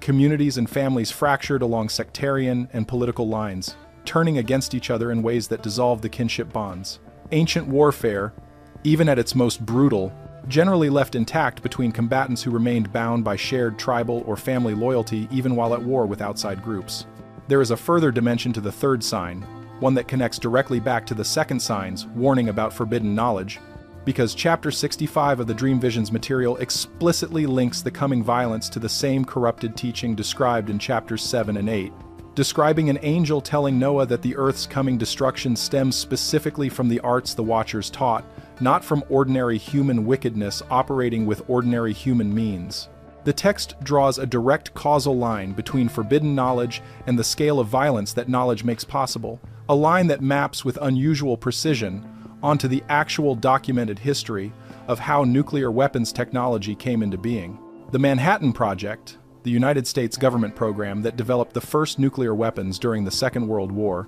drew directly on theoretical physics breakthroughs that had emerged only decades earlier. Albert Einstein's mass energy equivalence formulation, published in 1905, and the subsequent development of nuclear fission theory, first experimentally demonstrated by Otto Hahn and Fritz Strassmann in Berlin in December 1938, with the theoretical explanation provided shortly after by Lise Meitner and Otto Frisch. According to the U.S. Department of Energy's Office of History and Heritage Resources, which maintains extensive public documentation of the Manhattan Project's development, the entire span from the first experimental demonstration of nuclear fission to the detonation of a working weapon spanned less than 7 years, an extraordinarily compressed timeline by the standards of most weapons technology development throughout prior human history, during which flintlock to breech loading rifle technology, for comparison, took centuries to develop through comparatively gradual, incremental improvement. This compression, knowledge translating into world-altering weapons capability within a single scientist's working career rather than across generations, is precisely the acceleration pattern the second sign documented in the context of information and biotechnology, and its appearance here in the specific context of weapons capable of the kind of total, boundary-dissolving violence. Chapter 100 describes, reinforces, rather than contradicts the pattern Enoch's authors identified, that the same underlying condition, knowledge multiplying and spreading faster than the wisdom needed to govern its consequences, produces destructive potential at the same accelerating rate across every domain it touches, not merely violence considered in isolation. The Bulletin of the Atomic Scientists, a non-profit organization founded in 1945 by scientists who had worked on the Manhattan Project itself, including several who subsequently became vocal advocates for nuclear arms control, has maintained since 1947 a symbolic doomsday clock,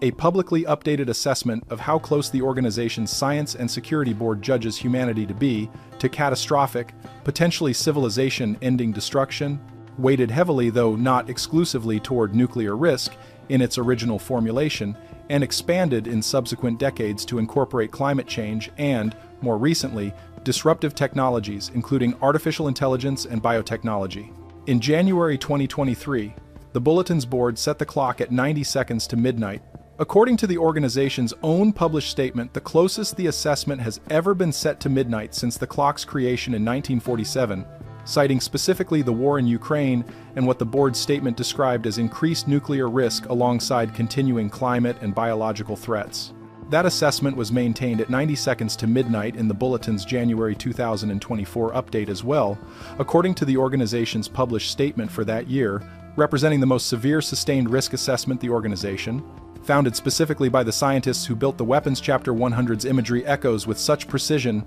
has ever issued across its entire 77-year publication history. Beyond nuclear weapons specifically, the broader category of weapons capable of mass, indiscriminate casualties, what military and arms control literature terms weapons of mass destruction, encompassing chemical, biological, radiological, and nuclear categories collectively, has expanded considerably since the mid-20th century, despite extensive international treaty efforts to constrain their development and use. The Chemical Weapons Convention, which entered into force in 1997 and is administered by the Organization for the Prohibition of Chemical Weapons, based in The Hague, has, according to the organization's own published verification reports, overseen the destruction of over 99% of declared chemical weapons stockpiles among its member states as of its most recent comprehensive reporting, a genuine and substantial achievement in arms control. Yet the same organization's published incident reports document confirmed chemical weapons use in the Syrian civil war on multiple occasions between 2013 and 2018, findings independently corroborated by the OPCW's own fact-finding mission and, in several instances, its investigation and identification team established specifically to attribute responsibility for confirmed chemical attacks, demonstrating that even weapons categories subject to among the most successful arms control regimes in modern history continue to see documented use in ongoing conflicts. Precisely the combination the ancient text warns of, weapons capability racing ahead of humanity's collective capacity, even when genuinely well-organized and well-intentioned, to fully contain the consequences of knowledge once it has been released into circulation. One additional historical marker deserves inclusion here, because it addresses a specific objection researchers of ancient apocalyptic literature frequently raise: whether generic warnings about coming violence should count as fulfilled prophecy at all. Given that warfare has been a constant feature of every century of recorded human history without exception, the answer, according to the specific quantitative work done by conflict researchers rather than impressionistic historical narrative, is that the 20th century represents not merely a continuation of historical violence but a measurable statistical outlier. Steven Pinker, the Harvard University psychologist whose 2011 book The Better Angels of Our Nature, published by Viking, remains among the most extensively cited quantitative studies of long-term violence trends, compiled casualty data across recorded history, and found that, measured as a proportion of global population rather than raw numbers, several individual conflicts and periods prior to the 20th century, including the Mongol conquests of the 13th century and the An Lushan Rebellion in 8th century China, produced comparably severe proportional casualties. Pinker's broader thesis, that violence has declined proportionally over the long arc of history, has drawn substantial scholarly engagement and some direct challenge, including from Bear Braumweller of Ohio State University, whose 2019 book Only the Dead, published by Oxford University Press, argued using a different statistical methodology that the apparent decline in interstate war frequency does not necessarily indicate a corresponding decline in war's severity when conflicts do occur, and that the destructive capacity available in modern warfare, even if deployed less frequently, remains categorically higher than in any prior era, specifically because of the weapons technology now available. This scholarly debate matters for evaluating the third sign because it clarifies precisely what claim is and is not being made. The claim is not that violence itself is new. Ancient societies were entirely capable of extraordinary brutality using the weapons available to them, nor that the 20th century saw more individual conflicts than history has otherwise produced. The claim, consistent with Braumweller's statistical findings, and directly supported by the raw casualty and destructive capacity figures already cited, is that the character and technological ceiling of violence changed categorically with the arrival of industrialized total war and nuclear weapons, producing a destructive potential per conflict, and in several documented 20th century cases, a destructive reality per conflict, that no prior era's weapons technology, regardless of the brutality or scale of the societies wielding it, could physically achieve. That is the specific, checkable historical claim Chapter 100's imagery of total,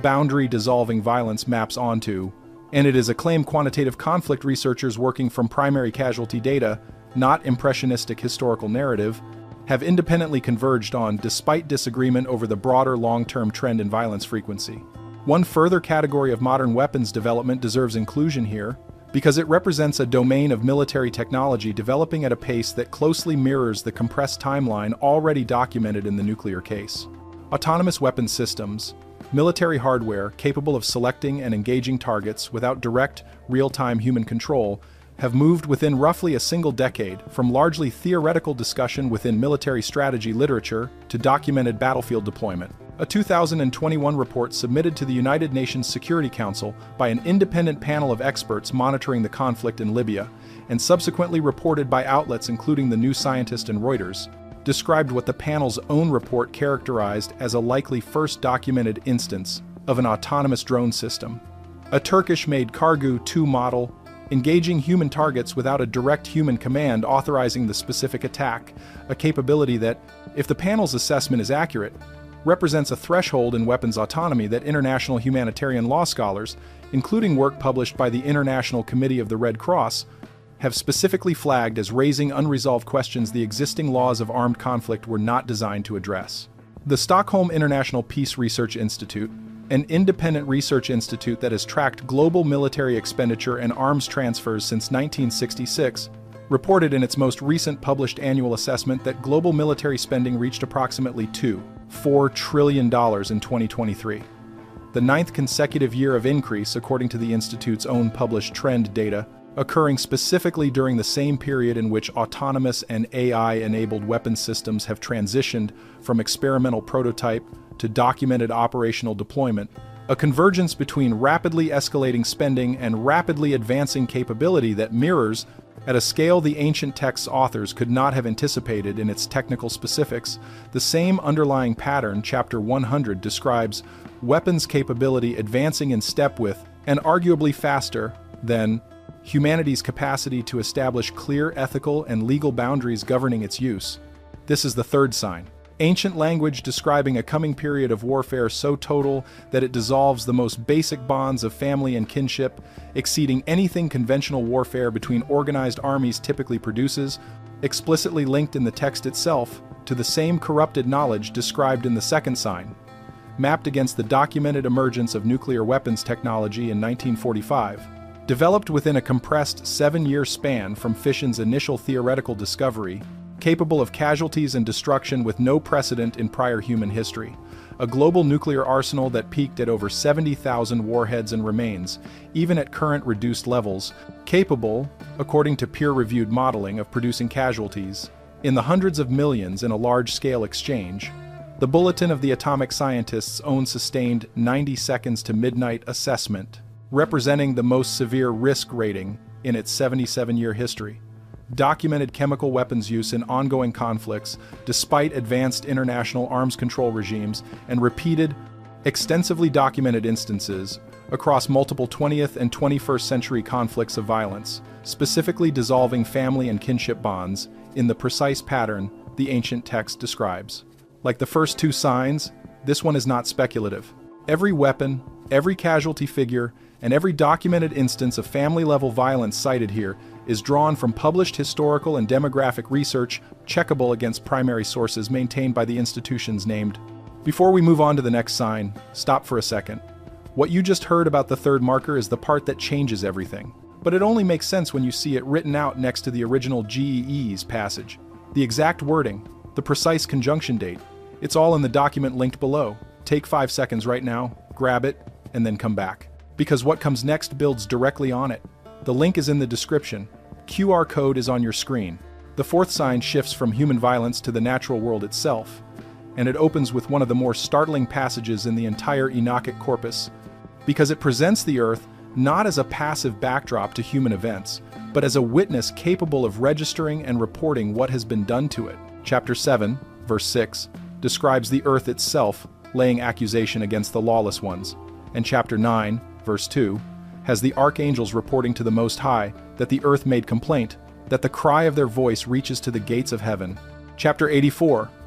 part of a prayer attributed to Enoch himself in the Dream Visions section, extends this theme, addressing God directly with language, describing the earth as having been made to suffer specific violence and corruption at the hands of those living on it. This is not incidental poetic imagery. Across multiple independently authored sections of the composite text, The Earth is repeatedly personified as a party capable of registering harm and calling for judgment because of what has been done to it. The astronomical book adds a further, more technical layer to this fourth sign, chapter 80 again, providing the relevant passage describing a coming period in which the entire order of the stars will be concealed from the sinners, and the thoughts of those on the earth will err concerning them, and they will be altered from all their ways. Language, multiple scholars, including Vanderkam, have read as describing a broader disruption to the natural, observable order the text elsewhere treats as fixed by design, a disruption extending beyond celestial observation into the Earth's own systems and cycles. Dr. Nickelsburg's commentary situates this fourth sign within a broader ancient Near Eastern literary tradition of the land itself suffering and crying out because of human sin, a motif that appears earlier in the Hebrew Bible itself, most explicitly in Genesis chapter 4, where God tells Cain that his brother's blood cries out from the ground, and in the prophetic literature, including Isaiah chapter 24, which describes the earth as defiled by its inhabitants, having transgressed the laws and broken the everlasting covenant. Enoch's authors are drawing on and extending an established theological vocabulary, but doing so with unusual specificity about mechanism, the earth registering and communicating harm through observable, describable means, rather than through purely symbolic or metaphorical suffering. To evaluate this fourth sign against the modern historical and scientific record requires examining a body of evidence that, unlike the previous three signs, spans not decades but an accumulating scientific consensus built across more than a century of direct measurement, and that measurement record shows the Earth's fundamental systems, its atmosphere, its oceans, its cryosphere, and its biosphere, registering disruption at a rate and scale that the scientific community itself, working entirely independently of any theological framework, has repeatedly described using language of alarm typically reserved for genuine emergency conditions rather than routine environmental variation. The Intergovernmental Panel on Climate Change, established in 1988 under the joint auspices of the World Meteorological Organization and the United Nations Environment Program, specifically to provide policymakers with regular, comprehensive, and rigorously peer-reviewed scientific assessments of climate change, released its sixth assessment report across 2021 and 2022, representing the synthesized work of hundreds of scientists reviewing tens of thousands of published studies. The report's summary for policymakers states, in language the panel's own consensus-based drafting process treats as carrying the highest confidence rating available in its assessment framework that human influence has warmed the atmosphere, ocean, and land, and that widespread and rapid changes have occurred in the atmosphere, ocean, cryosphere, and biosphere. The specific numbers behind that assessment are worth stating plainly,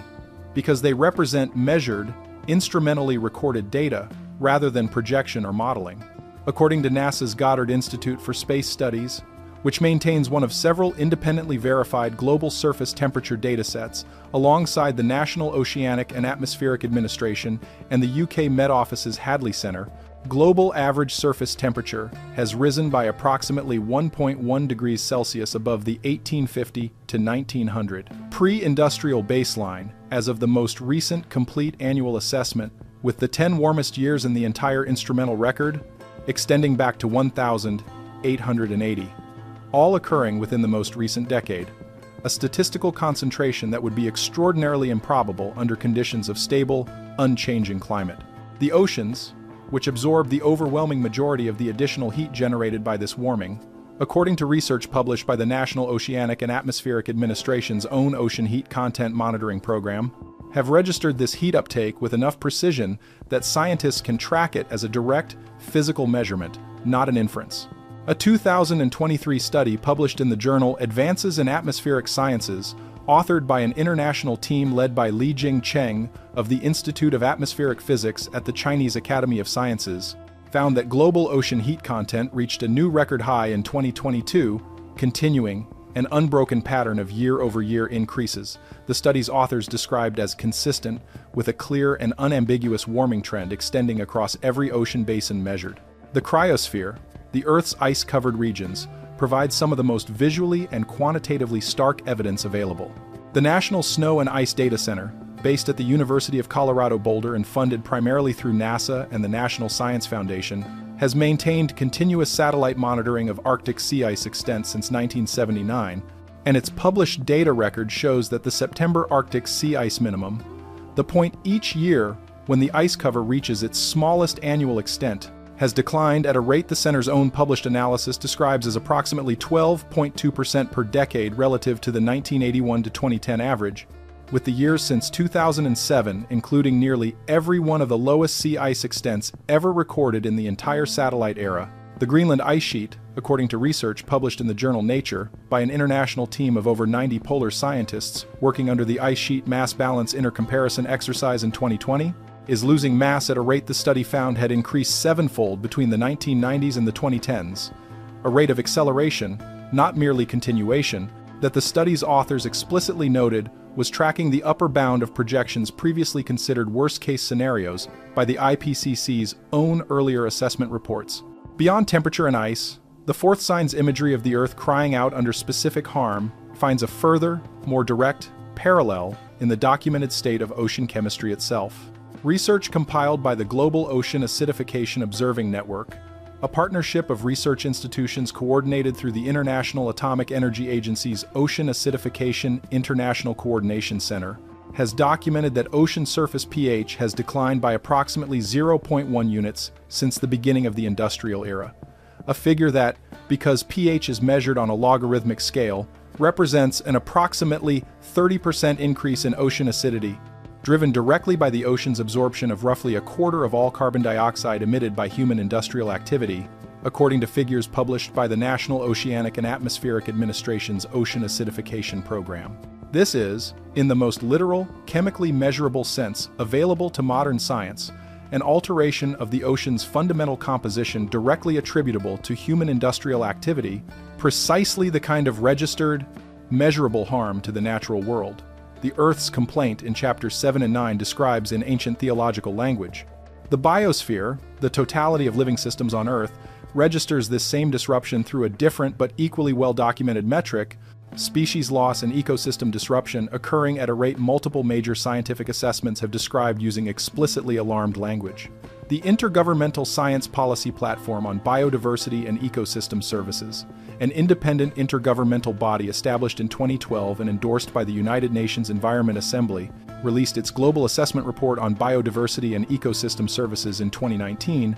the most comprehensive assessment of its kind ever conducted, drawing on the work of hundreds of expert authors, reviewing approximately 15,000 scientific and government sources. The assessment's own summary for policymakers, again representing the highest confidence consensus language the panel's process allows, states that around 1 million animal and plant species are now threatened with extinction, many within decades, more than at any time in human history,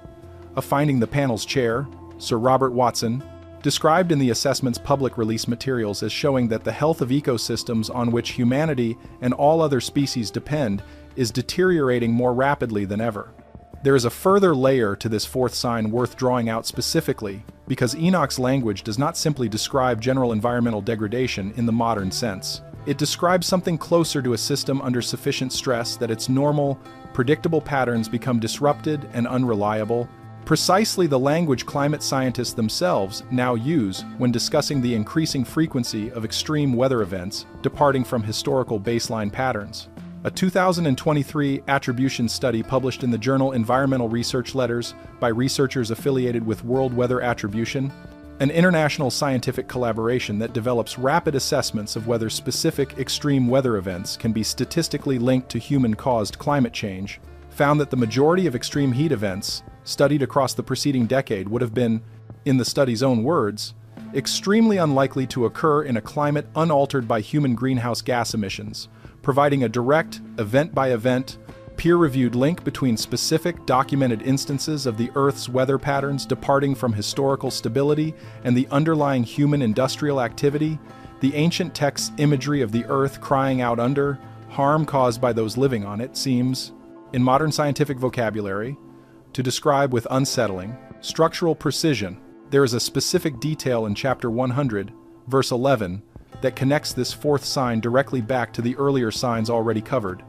and it concerns the Earth's atmosphere specifically. The verse describes clouds and mist and dew and rain being withheld in a coming period of judgment, Language Nickelsburg's commentary reads alongside the broader epistle's warnings about disrupted natural cycles as part of the same complex of signs. A natural world whose normal patterns of provision, rainfall, seasonal predictability, atmospheric behavior become unreliable specifically as a consequence of the same corruption the earlier chapters attribute to forbidden knowledge and its violent consequences. The modern scientific record on precipitation pattern disruption provides an unusually direct point of comparison here, because unlike temperature, which trends in a single, relatively straightforward direction, precipitation disruption manifests as increased volatility and unpredictability in both directions. Simultaneously, a pattern climate scientists describe using the specific term precipitation whiplash, referring to increasingly rapid swings between drought and extreme flooding within the same region. A 2022 study published in the journal Nature Climate Change, led by Daniel Swain of the University of California, Los Angeles, and the Nature Conservancy of California, found that this specific whiplash pattern, rapid transitions between very dry and very wet conditions, has already increased across most of the globe due to human-caused warming, and is projected by the study's modeling to increase further, with the western United States identified as a region already experiencing some of the most severe documented transitions, including the sequence of extreme drought conditions across 2020 through 2022, followed by record-breaking atmospheric river-driven flooding in the winter of 2022 to 2023. A sequence that California's own Department of Water Resources documented in its official post-event assessment as representing one of the most extreme wet-to-dry-to-wet transitions in the state's entire instrumental precipitation record, extending back over a century. The specific mechanism behind this increased volatility, according to the atmospheric physics explained in the IPCC's 6th assessment report, follows directly and predictably from the same warming already documented, because warmer air holds more moisture, a relationship governed by the well-established Clausius-Clapeyron equation from 19th century thermodynamics, meaning that when conditions are wet, warmer air can produce more extreme rainfall, and when conditions are dry, warmer air draws moisture more aggressively from soil and vegetation, deepening drought. The result, as the World Meteorological Organization's own State of the Global Climate reports have documented in successive annual editions since the mid-2010s, is a global pattern of both drought and flood events becoming simultaneously more frequent, more intense, and less predictable. Precisely the disruption to reliable, expected natural provision that Chapter 100's imagery of withheld rain and clouds describes. The broader category of what insurance and disaster response literature terms billion-dollar weather and climate disasters provides one further, directly quantifiable measure of this disruption. The National Oceanic and Atmospheric Administration maintains a continuously updated public database tracking weather and climate disasters in the United States alone that have caused damages exceeding $1 billion, adjusted for inflation, and its published data shows that while the 1980s averaged approximately 3 such events per year, the most recent 5-year period on record, according to NOAA's own published summary statistics, has averaged over 20 such events annually, a nearly 7-fold increase, occurring during a period in which the underlying value of insured property and infrastructure has grown far more slowly than the disaster frequency itself, indicating the increase reflects a genuine change in the frequency and severity of extreme events, rather than merely more expensive property being exposed to a constant background rate of disaster. One final strand of evidence for this fourth sign concerns a category of disruption Enoch's authors could not have possessed any vocabulary for at all: subterranean and deep ocean processes entirely invisible to any observer working without modern instrumentation. And yet, the general pattern the text describes, an Earth whose deep, normally stable systems become disturbed and register that disturbance, has an unexpectedly direct parallel here as well. The Global Seismographic Network, a partnership between the United States Geological Survey and the Incorporated Research Institutions for Seismology, has maintained continuous, standardized global earthquake monitoring since the 1980s, providing a dataset of unprecedented completeness compared to any prior era of seismic recording. The USGS's own published catalog does not show an increase in the underlying rate of tectonic earthquake activity itself, a finding worth stating plainly because it demonstrates this fourth sign is not being stretched to fit every possible category of natural event indiscriminately. Tectonic seismicity remains, according to the agency's own assessment, statistically consistent with long-term historical rates once modern detection capability is accounted for. But a separate and specifically human-linked category, induced seismicity, Earthquakes triggered by human industrial activity, including wastewater injection associated with oil and gas extraction, has shown a documented and dramatic increase in specific regions. A study published in the journal Science in 2018 by researchers including Cornelius Langenbroek and William Ellsworth of Stanford University found that the state of Oklahoma, which had historically experienced fewer than 2 magnitude 3 or greater earthquakes per year prior to 2009, recorded over 900 such earthquakes in 2015 alone, an increase the study's authors attributed with high confidence to wastewater injection practices associated with expanded oil and gas operations in the region, a direct, measurable instance of subterranean systems registering disturbance specifically as a consequence of human industrial activity, the deep earth responding, in the most literal, instrumentally recorded sense available, to what has been done to it from above. The deep ocean shows a parallel pattern through the lens of deoxygenation,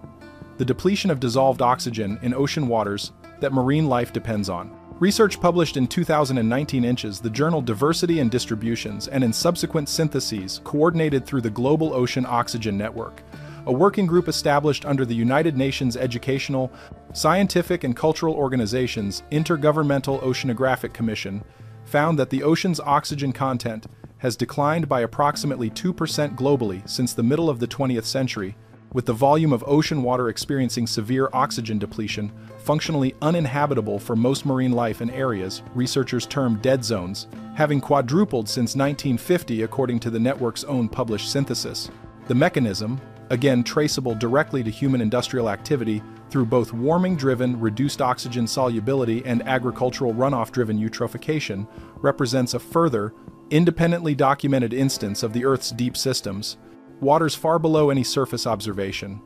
registering measurable harm from processes originating in human activity on land. One further category of evidence rounds out this fourth sign, and it concerns a specific, single number that climate scientists treat as a critical threshold rather than merely one data point among many. The Paris Agreement, adopted by nearly every nation on Earth at the 21st Conference of the Parties to the United Nations Framework Convention on Climate Change in December 2015, established as its central target limiting global average temperature increase to well below 2 degrees Celsius above pre-industrial levels,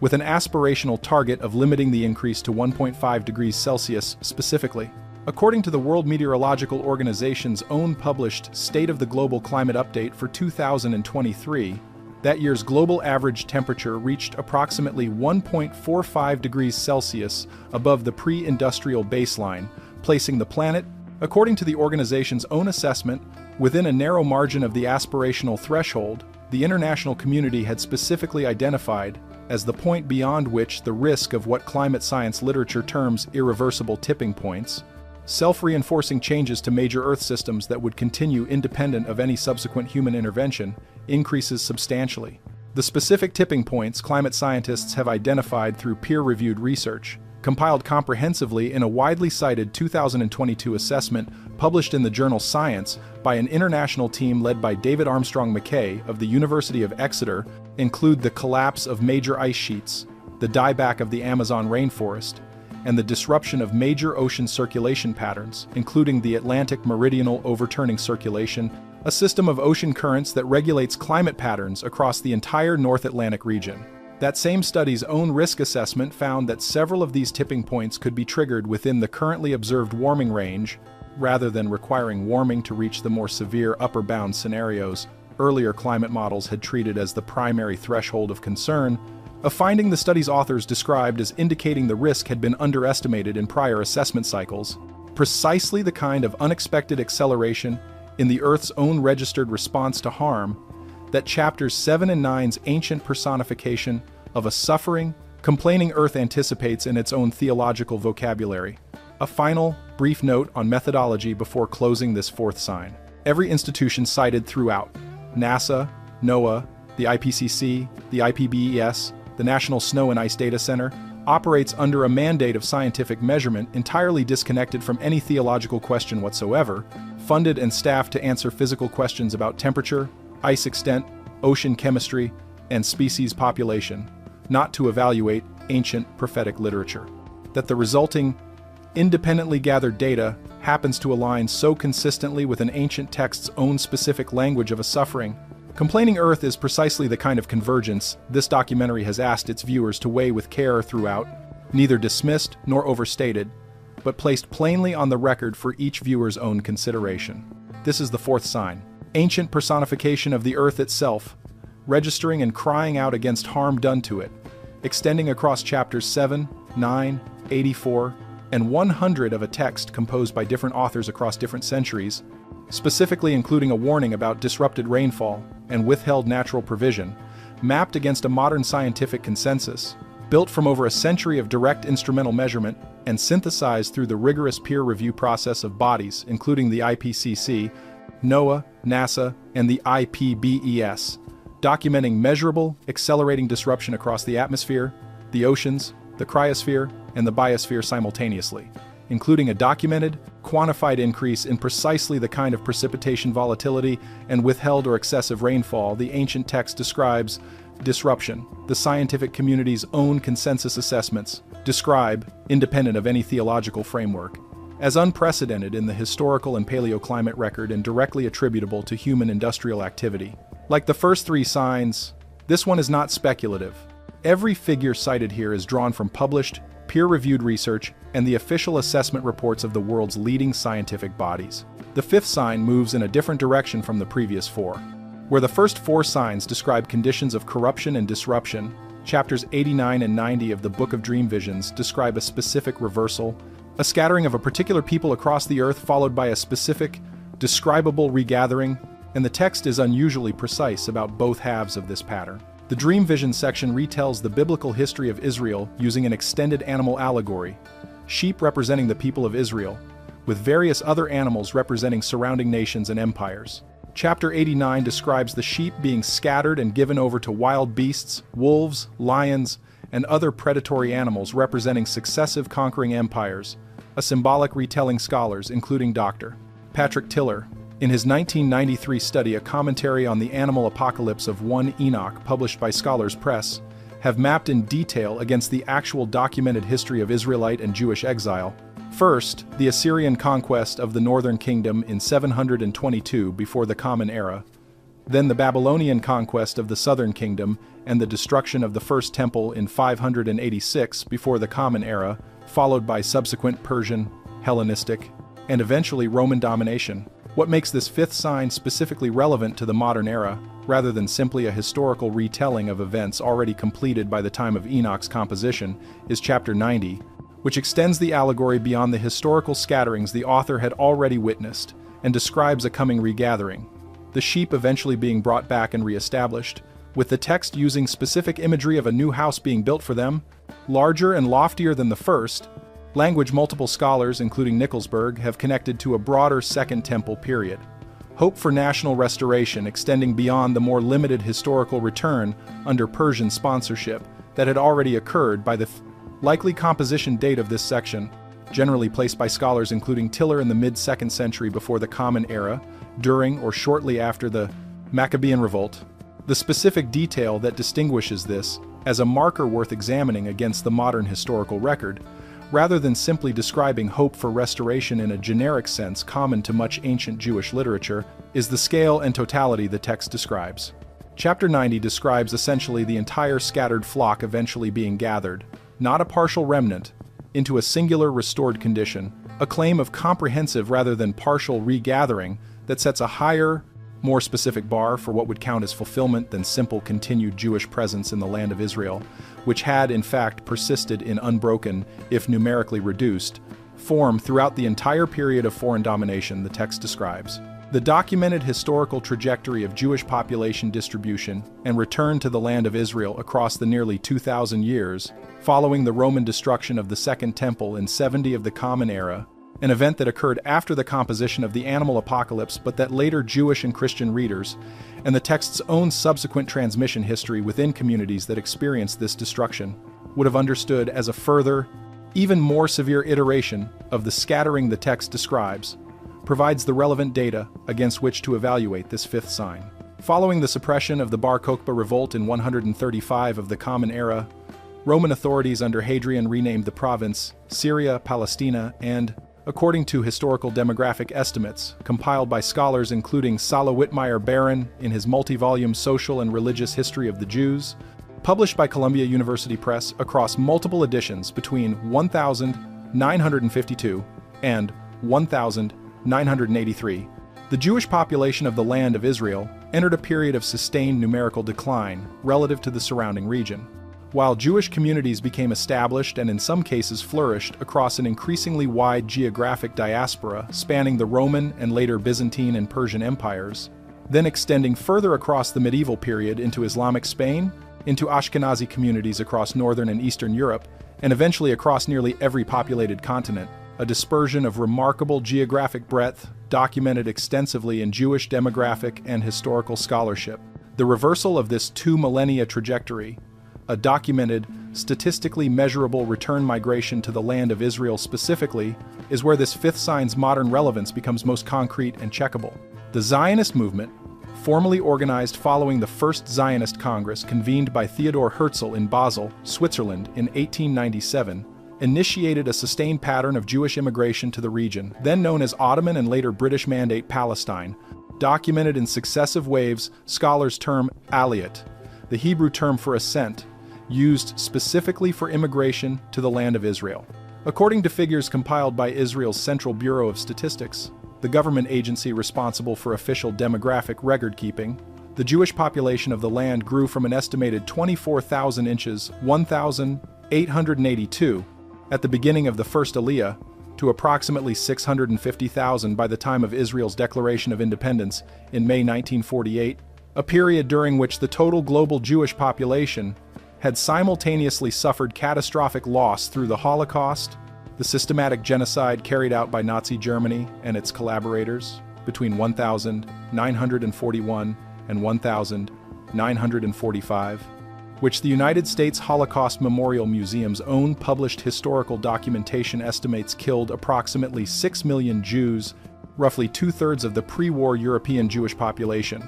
making the subsequent scale of return migration to Israel following 1948 all the more numerically significant relative to the reduced global Jewish population from which that migration drew. Following 1948,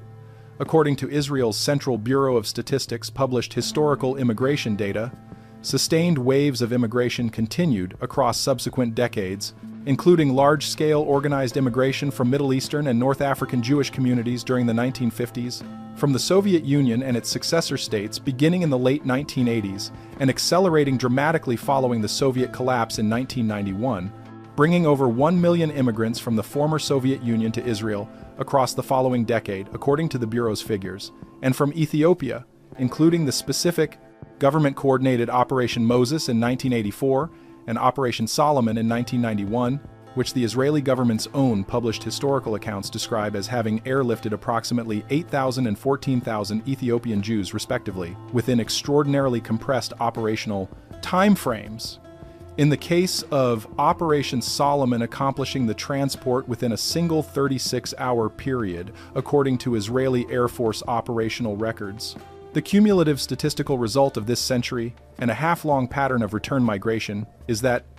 according to Israel's Central Bureau of Statistics' most recent published population estimates, the Jewish population of Israel now stands at over 7 million people, representing, according to demographic analysis published by the Jewish Agency for Israel and cross-referenced against global Jewish population estimates compiled by the Berman Jewish Data Bank, a research initiative based at Brandeis University, the largest single national concentration of Jewish population anywhere in the world, a status that historical demographic data indicates had not been true for any single geographic location since at least the period immediately following the Bar Kokhba revolt in the 2nd century, and by some demographic reconstructions not since significantly earlier still. Dr. Tiller's commentary on the animal apocalypse addresses directly the question of how completely the text's regathering language should be read, noting that the author writing in the mid-2nd century before the Common Era was almost certainly envisioning restoration in terms available to his own historical moment, a return comparable in character to the Persian-sponsored return under Cyrus described in the biblical books of Ezra and Nehemiah, rather than anticipating the specific, much later, much larger scale return migration that would occur following the 20th century's establishment of a modern Israeli state. This scholarly caution is important and should be stated plainly rather than glossed over. The ancient author's own intended referent for his prophecy was very likely a different, earlier historical restoration than the one this documentary is drawing the comparison to. What nonetheless makes this fifth sign worth including in a comprehensive treatment of Enoch's end times material is the specific language of comprehensiveness and scale that chapter 90 uses, describing a house larger and loftier than the first, and an essentially total regathering, language that, whatever the original author's specific historical referent, describes a pattern of scale and totality that the documented return migration since 1882, and especially since 1948, is the only period in the entire 2,000-year span since the text's composition that comes close to matching in raw demographic terms a modern Jewish population concentration in the land of Israel exceeding, according to the demographic sources already cited, any point in the documented historical record since antiquity, achieved through a sustained, multi-wave immigration pattern spanning over 14 decades and drawing Jewish communities from every populated continent on Earth back to a single geographic point of origin. There is a further detail in chapter 90 worth examining closely, because the text does not stop at describing regathering alone. It pairs the regathering with a second, related image, the transformation of the sheep themselves, described in the vision's closing verses as becoming white, with the text describing a great sword being given to the sheep and a subsequent transformation in which, in Tiller's translation,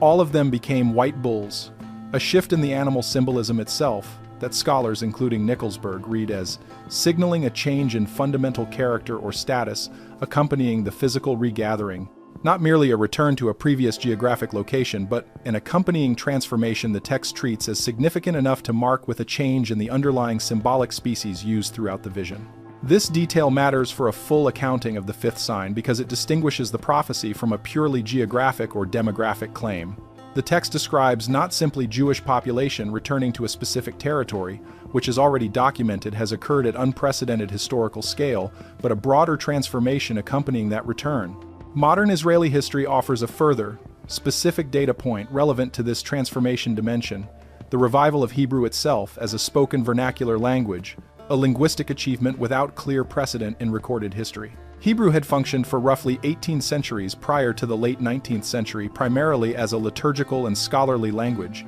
used in prayer, religious study, and rabbinic literature, but not as anyone's native spoken tongue in daily life. With Jewish communities across the diaspora speaking the vernacular languages of their host societies, or distinct Jewish languages including Yiddish and Ladino, as their primary means of daily communication. Eliezer ben Yehuda, a Lithuanian-born Hebrew language advocate who immigrated to Ottoman Palestine in 1881, is credited by linguistic historians, including Jack Fellman in his 1973 study The Revival of a Classical Tongue published by Mouton, as the central figure driving the deliberate, systematic revival of Hebrew as a living, spoken vernacular language, an effort that included coining thousands of new Hebrew words for modern concepts the ancient and medieval language had no vocabulary for, compiling the first modern comprehensive Hebrew dictionary,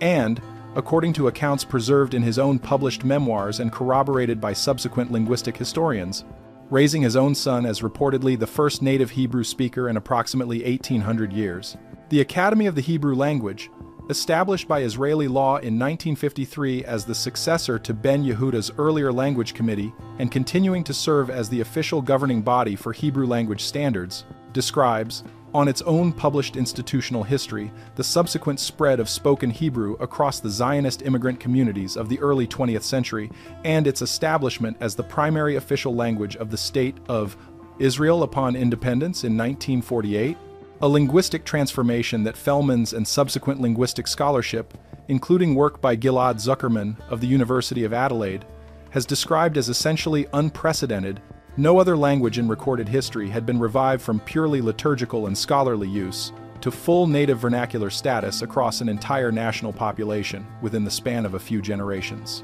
According to Israel's Central Bureau of Statistics, Hebrew is now the native first language of the substantial majority of Israel's Jewish population, a linguistic transformation accompanying the demographic regathering already documented, arguably providing a modern, checkable parallel to the specific detail in Chapter 90 describing not merely a return, but an accompanying change in fundamental character, marked by the shift in the vision's own symbolic vocabulary from sheep to white bulls. Dr. Tiller's commentary, along with subsequent scholarly treatments of the animal apocalypse, including Dr. Daniel Olson's 2004 monograph Enoch, a new translation, published by North American Papers for the Study of Religion, note that the text's authors were almost certainly working within a framework anticipating a divinely orchestrated, relatively rapid restoration, rather than the drawn-out, multi-wave, century-and-a-half-long process of return migration actually documented in modern Israeli demographic history. This distinction matters for intellectual honesty in evaluating the sign, and it is worth stating clearly that the ancient text's own internal timeline expectations do not straightforwardly match the extended, incremental character of the actual historical return that occurred. What the fifth sign demonstrates, with the appropriate scholarly caution both Tiller and Olson bring to the material, is not a perfect one-to-one prophetic match on every specific detail of pacing and mechanism, but a striking correspondence on the core, defining claim, a scattered people achieving, after millennia of dispersion across every populated continent, a documented, demographically unprecedented regathering into a single restored homeland, accompanied by a linguistic and cultural transformation. The text's own shift in symbolic imagery from sheep to white bulls appears to anticipate in its own ancient vocabulary. One further comparative data point strengthens the specific claim of demographic unprecedents made above. The Pew Research Center, a nonpartisan American research organization that conducts extensive demographic surveys of global religious populations, published a comprehensive global Jewish population study in 2021 examining Jewish demographic distribution across every major world region. That study found that Israel and the United States together now account for the substantial majority of the global Jewish population, with Israel alone, according to the study's figures cross-referenced against the Central Bureau of Statistics data already cited, having surpassed the United States as the single largest national Jewish population sometime during the early 21st century. A crossing point, the Jewish Agency for Israel's own demographic tracking, placed at approximately 2006, marking the first time since the Roman period that a plurality, and by more recent figures, a clear majority when combined with total diaspora distribution patterns, of the world's Jewish population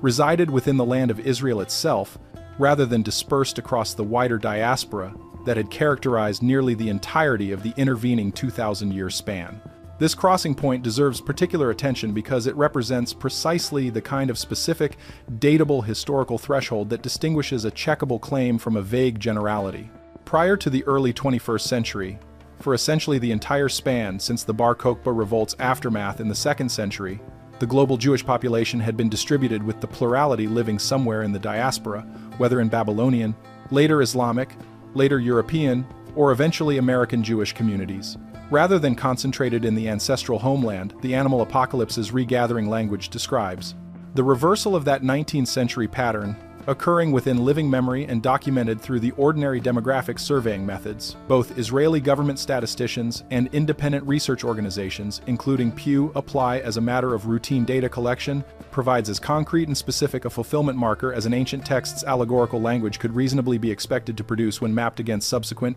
independently documented history. One further demographic data point deserves inclusion here, because it addresses the specific pace of the return migration, rather than only its cumulative scale. The Jewish Agency for Israel,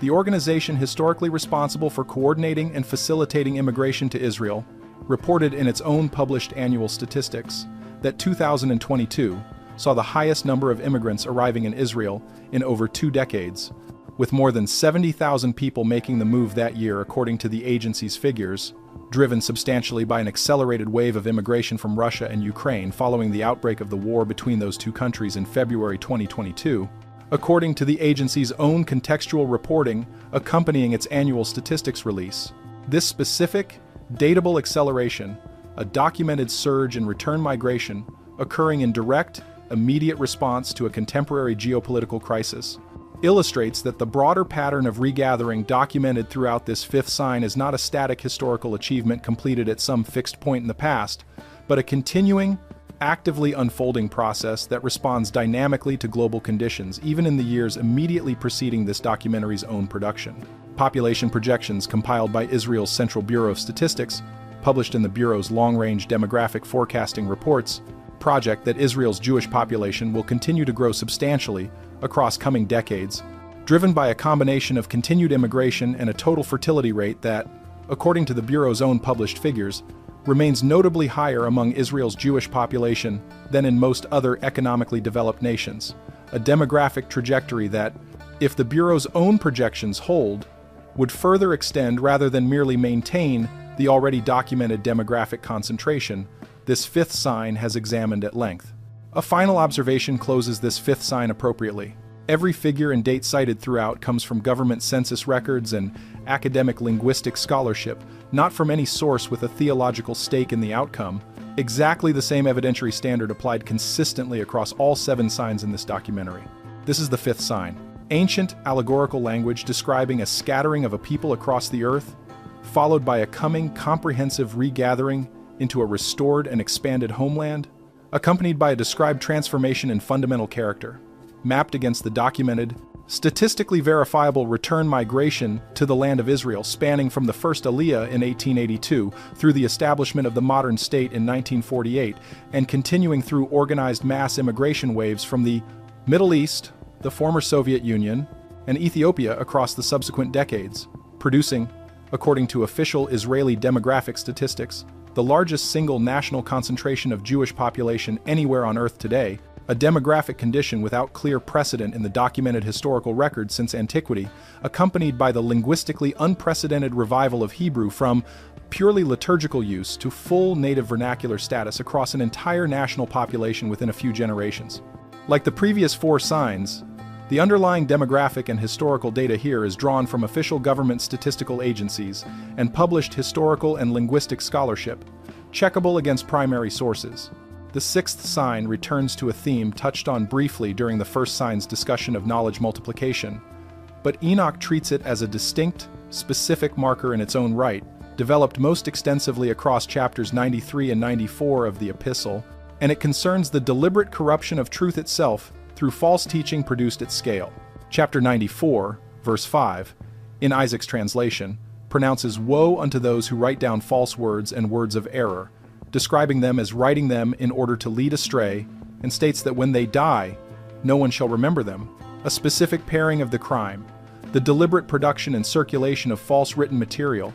with a specific consequence, ultimate obscurity, despite whatever temporary influence the false writing achieves. Chapter 98, verse 15, extends this with a description of woe unto you who write down lying and godless words, for they write their lies in order that men may hear them and act godlessly toward their neighbor, framing false writing not as passive error but as a deliberate mechanism specifically designed to corrupt the behavior of those who encounter it. The Book of Parables adds a further, specific dimension to this 6th sign in chapter 67, describing false teachers and leaders who will arise claiming authority they do not legitimately possess. Language multiple scholars, including Stuckenbrook, have connected to a broader Second Temple Jewish anxiety about religious and prophetic authority, becoming contested and multiplied beyond any single community's ability to adjudicate genuine claims from false ones, an anxiety that would, within a few centuries of Enoch's later sections' likely composition, become acutely relevant to the early Christian movement's own explicit concerns about false teachers and false prophets, language appearing extensively in the New Testament itself, including the Gospel of Matthew's warning in chapter 24 about false prophets arising and deceiving many, and Paul's second letter to Timothy, warning that the time will come when people will not endure sound teaching, but will accumulate for themselves teachers to suit their own passions. Dr. Nicholsburg's commentary situates this 6th sign as functioning in explicit tension with the first sign's positive framing of increased knowledge, noting that the epistle presents the multiplication of writing and knowledge as morally neutral in itself, capable of producing either righteous revelation, the words of righteousness and truth described in chapter 104, or deliberate deception, the lying words described in chapters 94 and 98, with the distinguishing factor being not the volume or accessibility of the information itself, but the intent and honesty of those producing it, a distinction the text's authors clearly considered would become increasingly difficult for ordinary readers to adjudicate as the volume of both categories of writing increased simultaneously. Unlike the first 5 signs, which this documentary has presented as substantially or fully fulfilled based on documented historical and scientific evidence, the 6th sign occupies a different category, a condition scholars and the broader information environment itself indicate is actively unfolding and escalating in real time, rather than having reached a clear, completed historical threshold, and it is worth being explicit about that distinction rather than overstating the case. The scale of documented, deliberate misinformation production in the current information environment is nonetheless substantial enough to warrant serious examination against Enoch's specific language. The already cited 2018 Massachusetts Institute of Technology study published in Science, examining the spread of true and false news across Twitter over an 11-year period, found not merely that false news spread faster than true news, but that this effect appeared to be driven specifically by the novelty of false claims and the stronger emotional reactions, particularly fear, disgust, and surprise, that false stories tended to provoke compared to true ones. A finding the study's authors, Sarush Vosowi, Deb Roy, and Sinan Aral, connected directly to the underlying mechanics of how social media platforms' engagement-driven algorithms function. Mechanics that did not exist in any form prior to the 21st century and that create, structurally, an environment in which the specific behavior Enoch's authors describe, false words deliberately produced because their producers know they will be heard and will provoke a reaction, operates at a scale and speed no prior information environment in human history could support. The Reuters Institute for the Study of Journalism, based at the University of Oxford,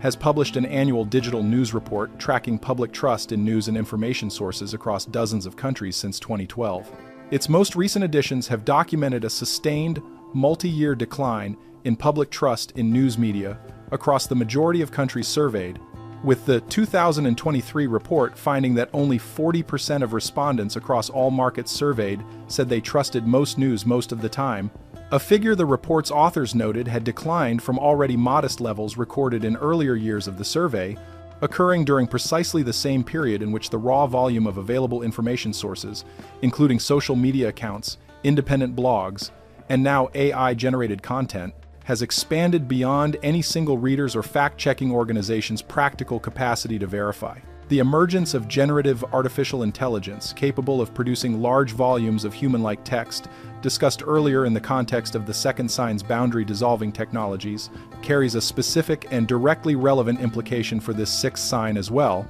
because these same systems dramatically lower the cost and effort required to produce large volumes of false or misleading written material at a scale no human writer or organization, however well-funded, could previously achieve. NewsGuard, an organization founded in 2018 specifically to rate the reliability of news and information websites using trained human journalists rather than automated systems, published a report in 2023 identifying what the organization termed AI-generated news and information websites, operating with little to no human oversight, finding, in a tracking effort the organization has continued updating since, several hundred such sites within the first year of widespread generative AI tool availability, publishing content the report characterized as frequently containing fabricated events, invented quotations attributed to real public figures, and other forms of the deliberate false writing chapters 94 and 98 describe, produced now at a volume and speed that human-authored misinformation in any prior era could not approach. The specific detail in Chapter 94 describing the ultimate obscurity awaiting those who produce false writing, that when they die, no one shall remember them, offers an interesting point of scholarly reflection when considered against the mechanics of the current information environment, because unlike earlier eras in which a deceptive author's individual reputation and legacy were closely tied to their specific, identifiable body of published work, much of the current mass production of false information operates through anonymous or algorithmically generated channels with no stable, identifiable individual author whose reputation could be remembered or forgotten in any traditional sense at all, a structural feature of the modern misinformation environment that in some respects represents an even more complete fulfillment of the ancient text's warning about ultimate anonymity and lack of enduring recognition than the original authors, writing in an era where every text had an identifiable, if sometimes pseudonymous, human author could have anticipated. There is a further specific detail in this sixth sign that merits close attention, because Enoch does not describe false teaching as arising from outside the community of belief, some external, easily identified adversary. Chapter 94,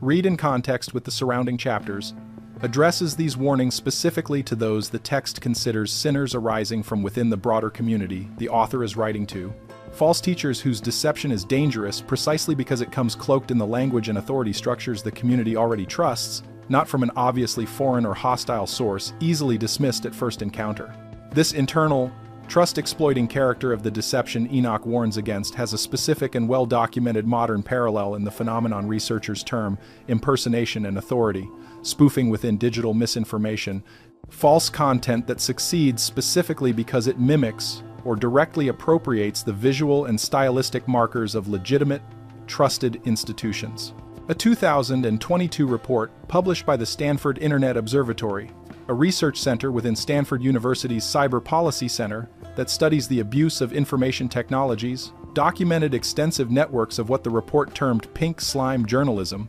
websites deliberately designed to visually and structurally resemble legitimate local news outlets, complete with generic-sounding names evoking real local newspapers, while actually publishing content, in many documented cases produced with minimal or no original local reporting, that the report found frequently advanced specific political or commercial interests without disclosure. The report identified over 1,000 such sites operating across the United States alone, a finding subsequently corroborated and expanded by NewsGuard's own independent tracking efforts. The specific mechanism these operations exploit, the pre-existing trust readers extend to what appears to be a legitimate local news institution, mirrors with striking structural precision the pattern Enoch's authors describe.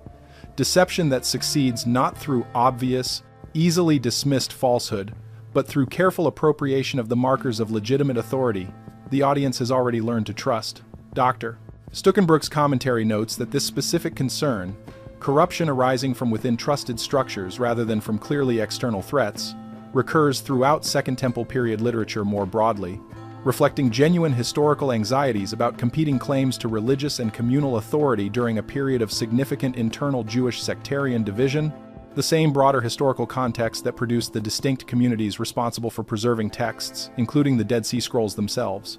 Communities that in some cases explicitly considered rival Jewish groups, not only external Gentile powers, as sources of dangerous religious corruption. The scale of this internal, authority-mimicking deception in the current environment extends well beyond text-based news sites into the visual and audio domains through the same synthetic media technology discussed earlier in the Second Sign's treatment of deepfakes. A particularly relevant documented case involved a March 2023 incident, extensively reported by outlets, including the Associated Press, and subsequently analyzed in academic literature on AI-generated disinformation, in which an AI-generated image falsely depicting the Pope wearing an elaborate white puffer jacket circulated widely across social media platforms before being identified as synthetic, a relatively low-stakes example that nonetheless demonstrated, according to the subsequent academic analysis published in outlets including the Columbia Journalism Review, how quickly and widely synthetic content depicting a figure of significant religious authority could spread and be initially accepted as genuine by a substantial portion of viewers,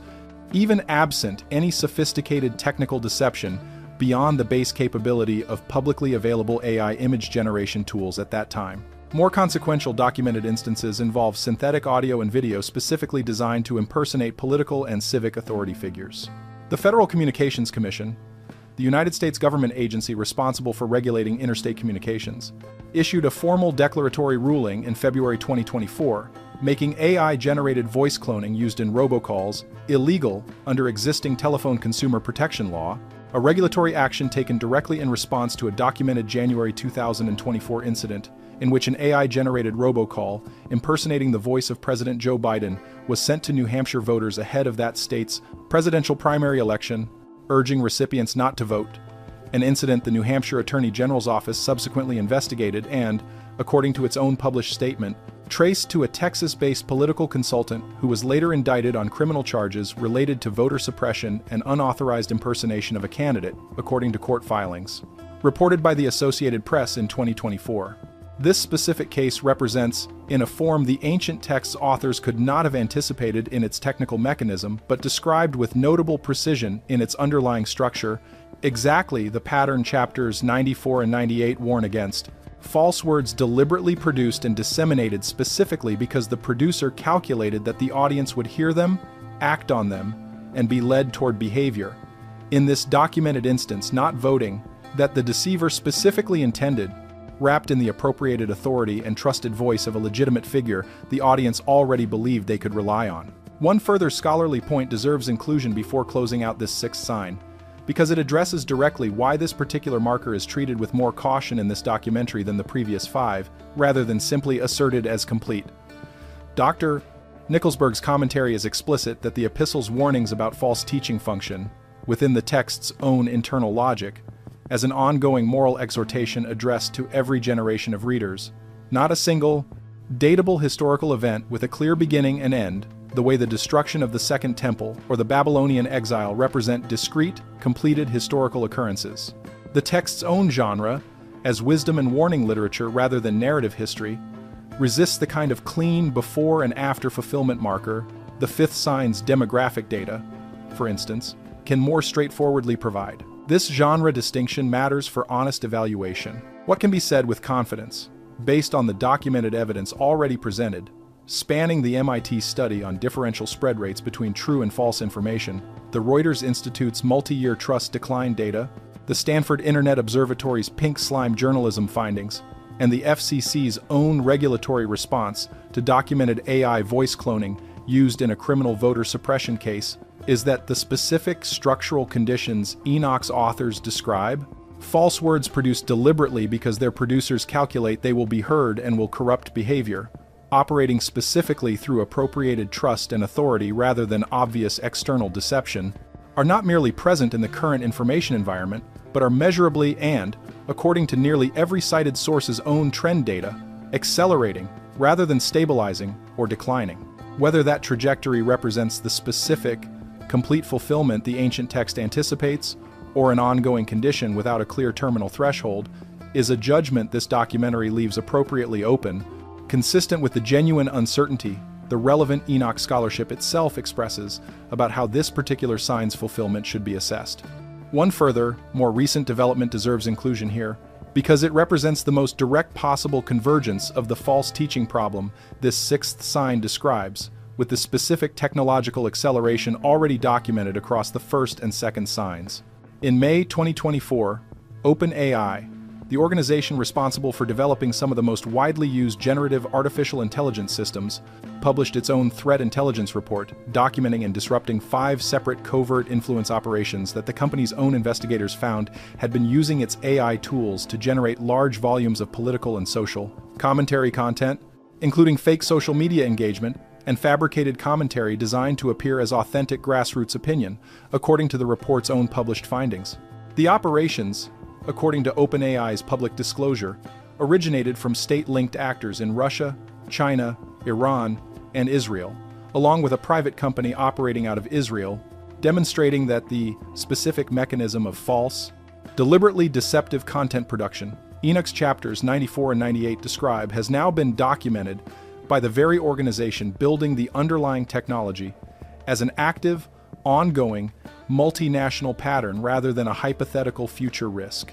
This is the sixth sign, and it is presented here with appropriate caution as the one marker among the 7 that scholars and the documented data itself indicate remains an actively unfolding condition, rather than a fully completed historical threshold. Ancient warning language about the deliberate production of false writing intended to deceive and corrupt behavior at scale, arising specifically from within trusted structures rather than clearly external sources, contrasted directly against the same text's more positive framing of legitimate knowledge multiplication covered in the first sign, mapped against a documented, measurable, and by every available metric, still escalating modern information environment characterized by algorithmically amplified false content outpacing true content in reach and speed, over 1,000 documented pink slime news sites, appropriating the trusted appearance of legitimate local journalism, a sustained multi-year documented decline in public trust in information sources across dozens of countries, and the recent legally and criminally documented emergence of AI-generated voice cloning used to impersonate specific named public officials for the explicit purpose of altering recipients' behavior. Unlike the first 5 signs,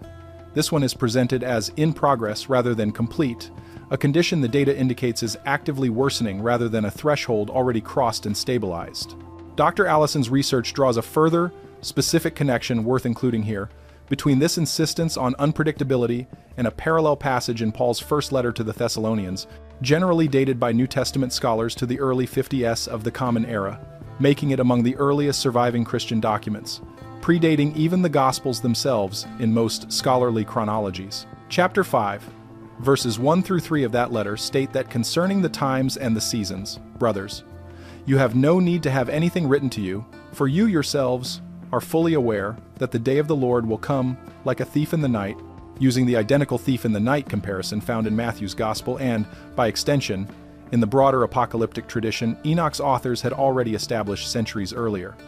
Dr. Allison's published analysis argues that the consistent, cross-textual repetition of this specific image across independently authored New Testament documents, written by different authors in different decades to different audiences, indicates that the thief in the night comparison had become, by the middle of the first century of the Common Era, an established, widely recognized formula within the broader Jewish and early Christian apocalyptic tradition, a formula whose ultimate literary root, according to the textual genealogy Dr. Stuckenbrook and other Enoch specialists have traced, extends back to the Enochic material this documentary has examined throughout. This is the seventh sign, the final one, and it is different from all six that came before it in a way that matters more than any single detail already covered. Where the first six signs describe conditions, states of the world that develop, accumulate, and can, in principle, be checked against a historical or scientific record, the seventh sign describes a single, specific, climactic event,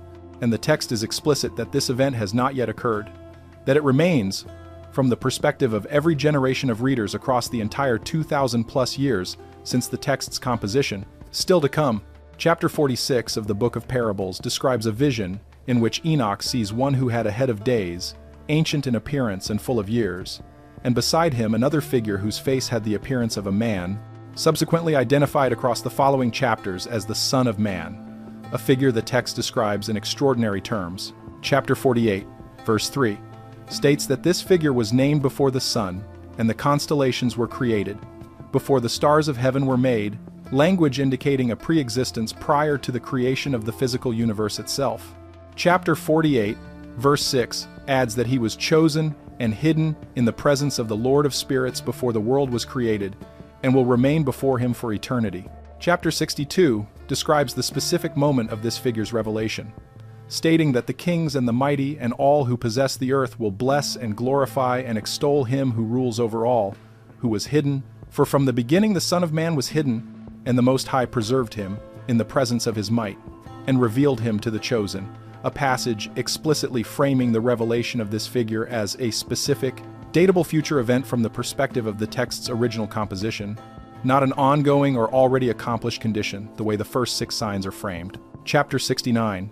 in its closing verses, describes the specific consequence of this revelation, stating that the sum of judgment was given unto the Son of Man, and he caused the sinners to pass away and be destroyed from off the face of the earth. And those who have led the world astray shall be bound in chains, and their ruinous congregation shall be imprisoned, describing a comprehensive final judgment accompanying this figure's revelation. Chapter 90.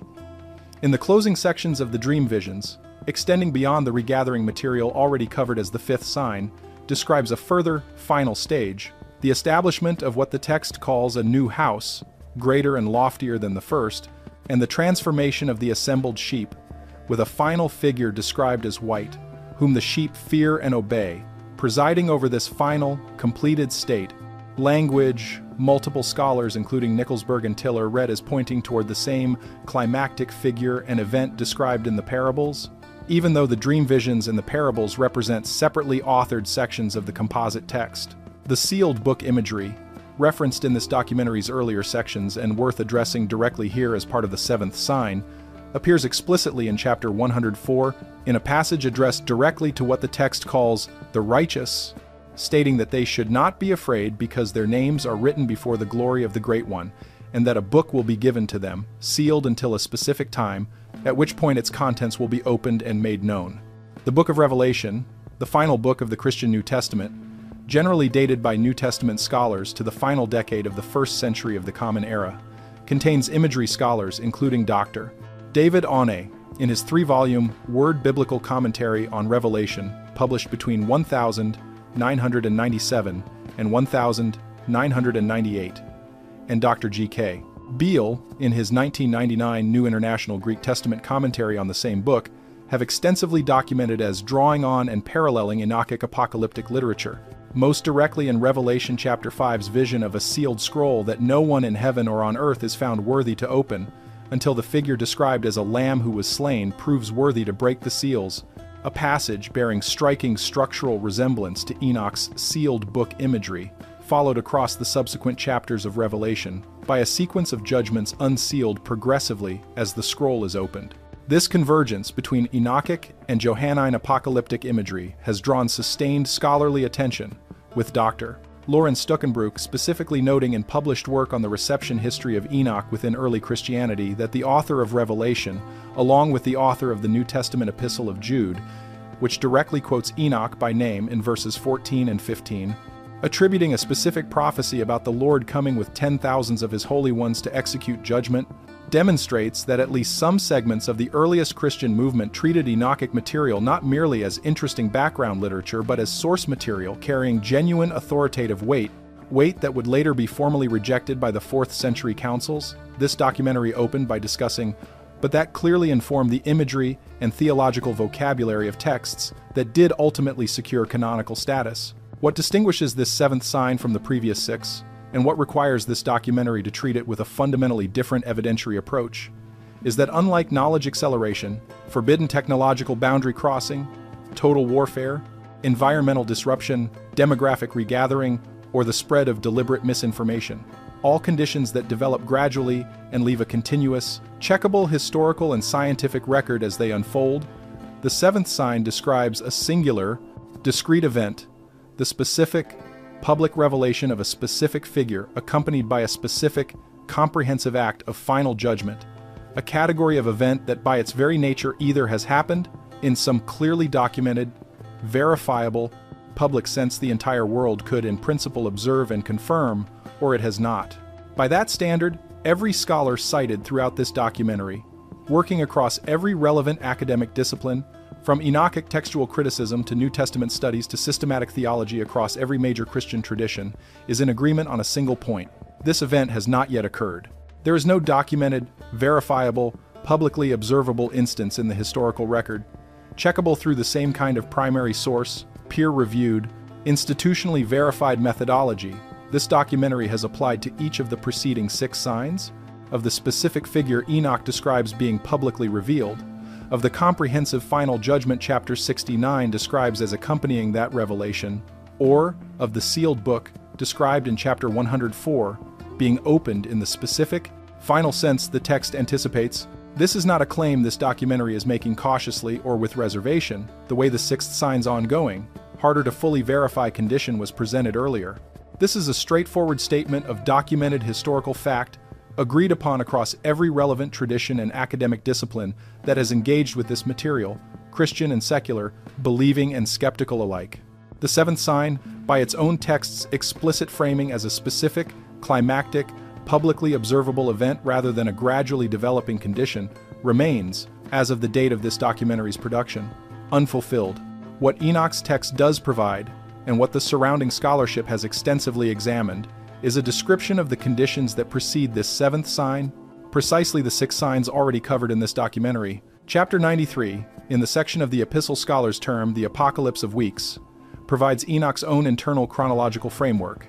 dividing history into a sequence of 10 weeks, with the text's own narrative voice, writing from within what it presents as the 7th week, describing a period in which, in verse 10 of the standard chapter numbering, the elect will be chosen as witnesses of righteousness, receiving 7-fold instruction concerning the whole of creation. Language Dr. Vanderkam's extensive published work on the Apocalypse of Weeks connects to a period of expanding knowledge and understanding, immediately preceding the final, climactic 8th, 9th, and 10th weeks, in which the text describes judgment being executed, a new house being built for the elect, corresponding to the imagery already discussed in the 5th sign. And finally, in the 10th week, the great, eternal judgment corresponding to the 7th sign's still unfulfilled climactic event. Dr. Vanderkam's analysis of this schema, developed across multiple published studies, including his contribution to the Nickelsburg Hermeneia commentary, argues that Enoch's own internal chronology places the composition's contemporary readers, and by direct extension, based on the specific conditions the text associates with the seventh week, readers in the modern era, characterized by the knowledge expansion, this documentary's first sign extensively documented within that seventh week itself, the period immediately preceding the text's final, climactic sequence of judgment weeks. If Vanderkam's chronological reading is correct, and it represents, by his own account and by the citations his work has received across subsequent Enoch scholarship, a mainstream rather than fringe position within the field, then the 6 signs this documentary has already covered are not merely interesting historical parallels considered in isolation. They are, within the text's own internal logic, the specific markers Enoch's authors associated with the period immediately preceding the 7th sign's still unfulfilled climactic event. There is a further textual detail worth examining closely here, because it bears directly on why Enoch scholars, along with New Testament scholars working on the Gospels and Pauline epistles, describe the character of this 7th sign in terms that emphasize its unpredictability,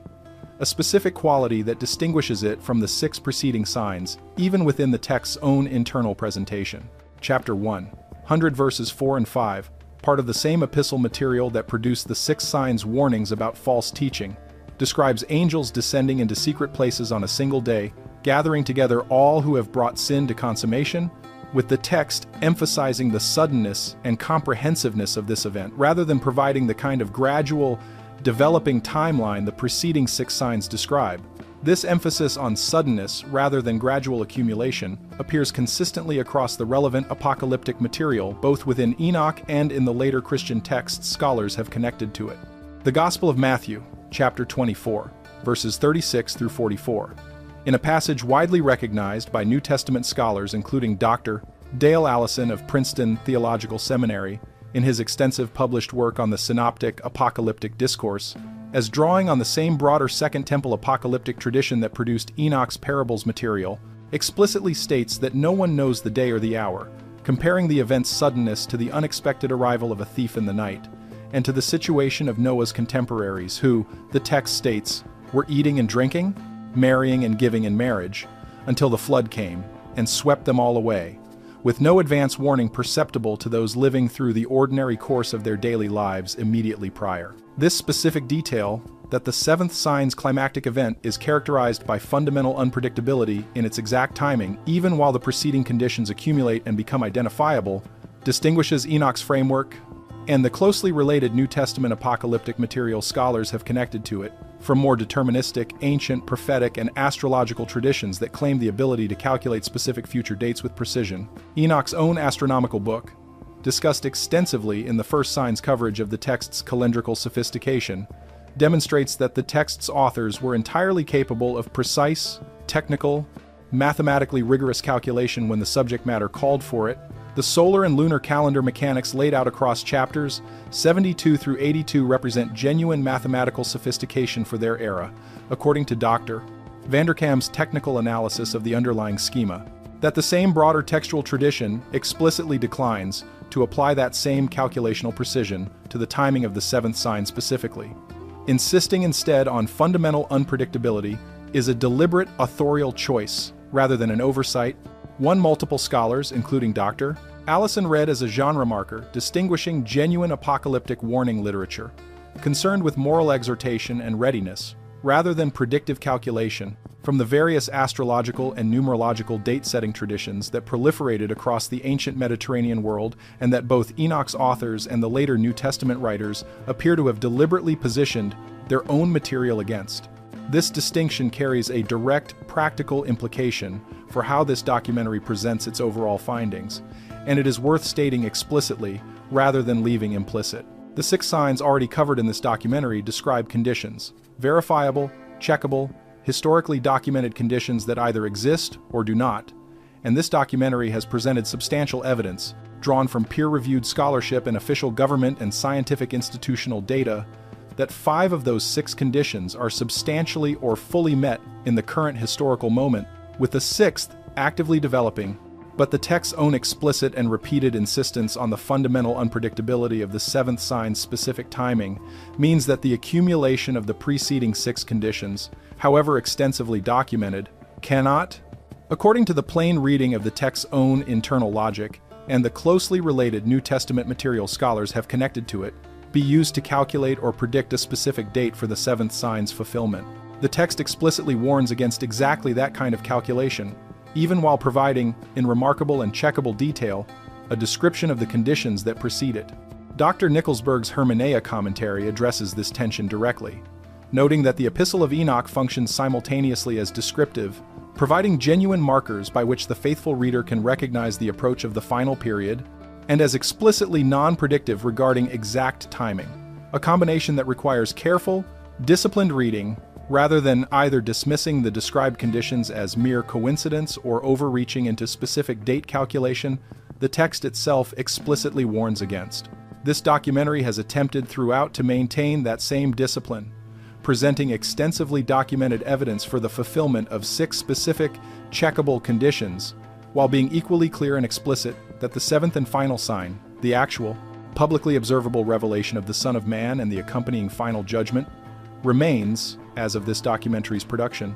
an event that has not occurred, and one whose specific future timing the source text itself explicitly and repeatedly declines to specify. This is the seventh sign. Ancient text describing a pre-existent figure called the Son of Man, hidden since before the creation of the physical universe, whose future public revelation will be accompanied by a comprehensive final judgment and the opening of a sealed book containing the names of the righteous, imagery that measurably shaped the composition of the New Testament's own Book of Revelation according to extensive published scholarship on the two texts' literary relationship, and whose specific timing the text itself, alongside the closely related gospel material scholars have connected to it, explicitly and repeatedly frames as fundamentally unpredictable even while its preceding conditions accumulate and become identifiable. Unlike the 6 signs already covered, each supported by extensive, documented, historical, demographic, and scientific evidence indicating substantial or complete fulfillment, this seventh sign remains, by the unanimous agreement of every relevant scholarly tradition, and by the most basic, straightforward reading of the historical record available to any observer, an event that has not yet taken place. Enoch's own internal chronological framework, developed extensively in Dr. Vanderkam's published scholarship on the Apocalypse of Weeks, places contemporary readers on the strength of the same knowledge acceleration conditions this documentary's first sign already established as fulfilled. Within the specific period, the text itself identifies as immediately preceding this final, still awaited event, an event the text is explicit. No reader, in any generation, can calculate the exact timing of in advance. 7 signs, drawn from 5 separately authored sections of a single composite text written across centuries by different hands, preserved through a manuscript chain spanning over 2,000 years, surviving a 4th century council's attempt at erasure, surviving a millennium and a half of exclusion from the Western Christian canon, surviving specifically because a church in the Ethiopian highlands refused to let the text disappear, and then corroborated, independently and separately, by 11 separate copies found sealed in caves above the Dead Sea, hidden by a community that had no way of knowing anyone would ever need to verify their choice of which texts mattered enough to preserve. Let's hold all 7 together, in sequence, because the pattern only becomes fully visible when you see them side by side, laid out in order, rather than as isolated claims examined one at a time in complete separation from one another. The first sign, the multiplication of knowledge and the opening of the heavens to human sight, chapters 80 and 104, documented against a data volume increase measured in the tens of zettabytes annually, a doubling of scientific publication roughly every 9 years sustained since the mid-20th century, the transition of astronomical observation from a privilege of the few to a matter of daily public access through instruments including Hubble and the James Webb Space Telescope, and mobile technology placing access to more recorded knowledge than the entire Library of Alexandria in the hands of over 4 billion people worldwide. Fulfilled. The second sign, the corruption of fixed boundaries through forbidden knowledge, chapters 7, 8, 9, and 15, documented against the first confirmed case of heritable human genome editing in 2018. The near-universal international scientific condemnation that followed specifically because that modification would propagate to future generations, the erosion of the human-machine distinction through artificial intelligence systems, whose own creators have publicly warned may present risks comparable to pandemics and nuclear war, and synthetic media technology dissolving the boundary between authentic and fabricated human appearance and speech. Fulfilled, the third sign, warfare of a scale and character exceeding anything conventional armies had previously produced. Chapters 99 and 100 documented against the emergence of nuclear weapons technology within a compressed 7-year span from theoretical discovery to operational deployment, a global arsenal that peaked at over 70,000 warheads, the Bulletin of the Atomic Scientists' sustained assessment of 90 seconds to midnight, representing the closest to catastrophe the organization has recorded across its entire 77-year publication history, and repeated, extensively documented instances of violence, specifically dissolving family and kinship bonds across multiple 20th and 21st century conflicts. Fulfilled, the fourth sign, the earth itself registering and crying out against harm done to it. Chapters 7, 9, 84, and 100 documented against a scientific consensus built from over a century of direct instrumental measurement, showing the 10 warmest years in the entire recorded temperature history, all occurring within the most recent decade, Arctic sea ice declining at over 12% per decade, the Greenland ice sheet's mass loss rate increasing 7-fold between the 1990s and 2010s,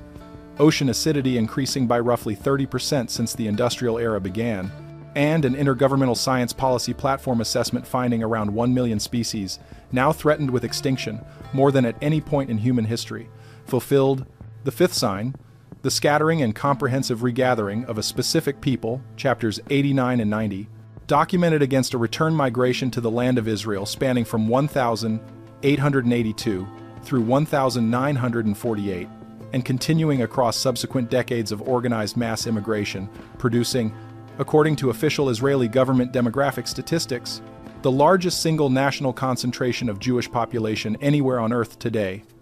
a demographic condition without precedent since antiquity, accompanied by the linguistically unprecedented revival of Hebrew from purely liturgical use to full native vernacular status within a few generations, fulfilled,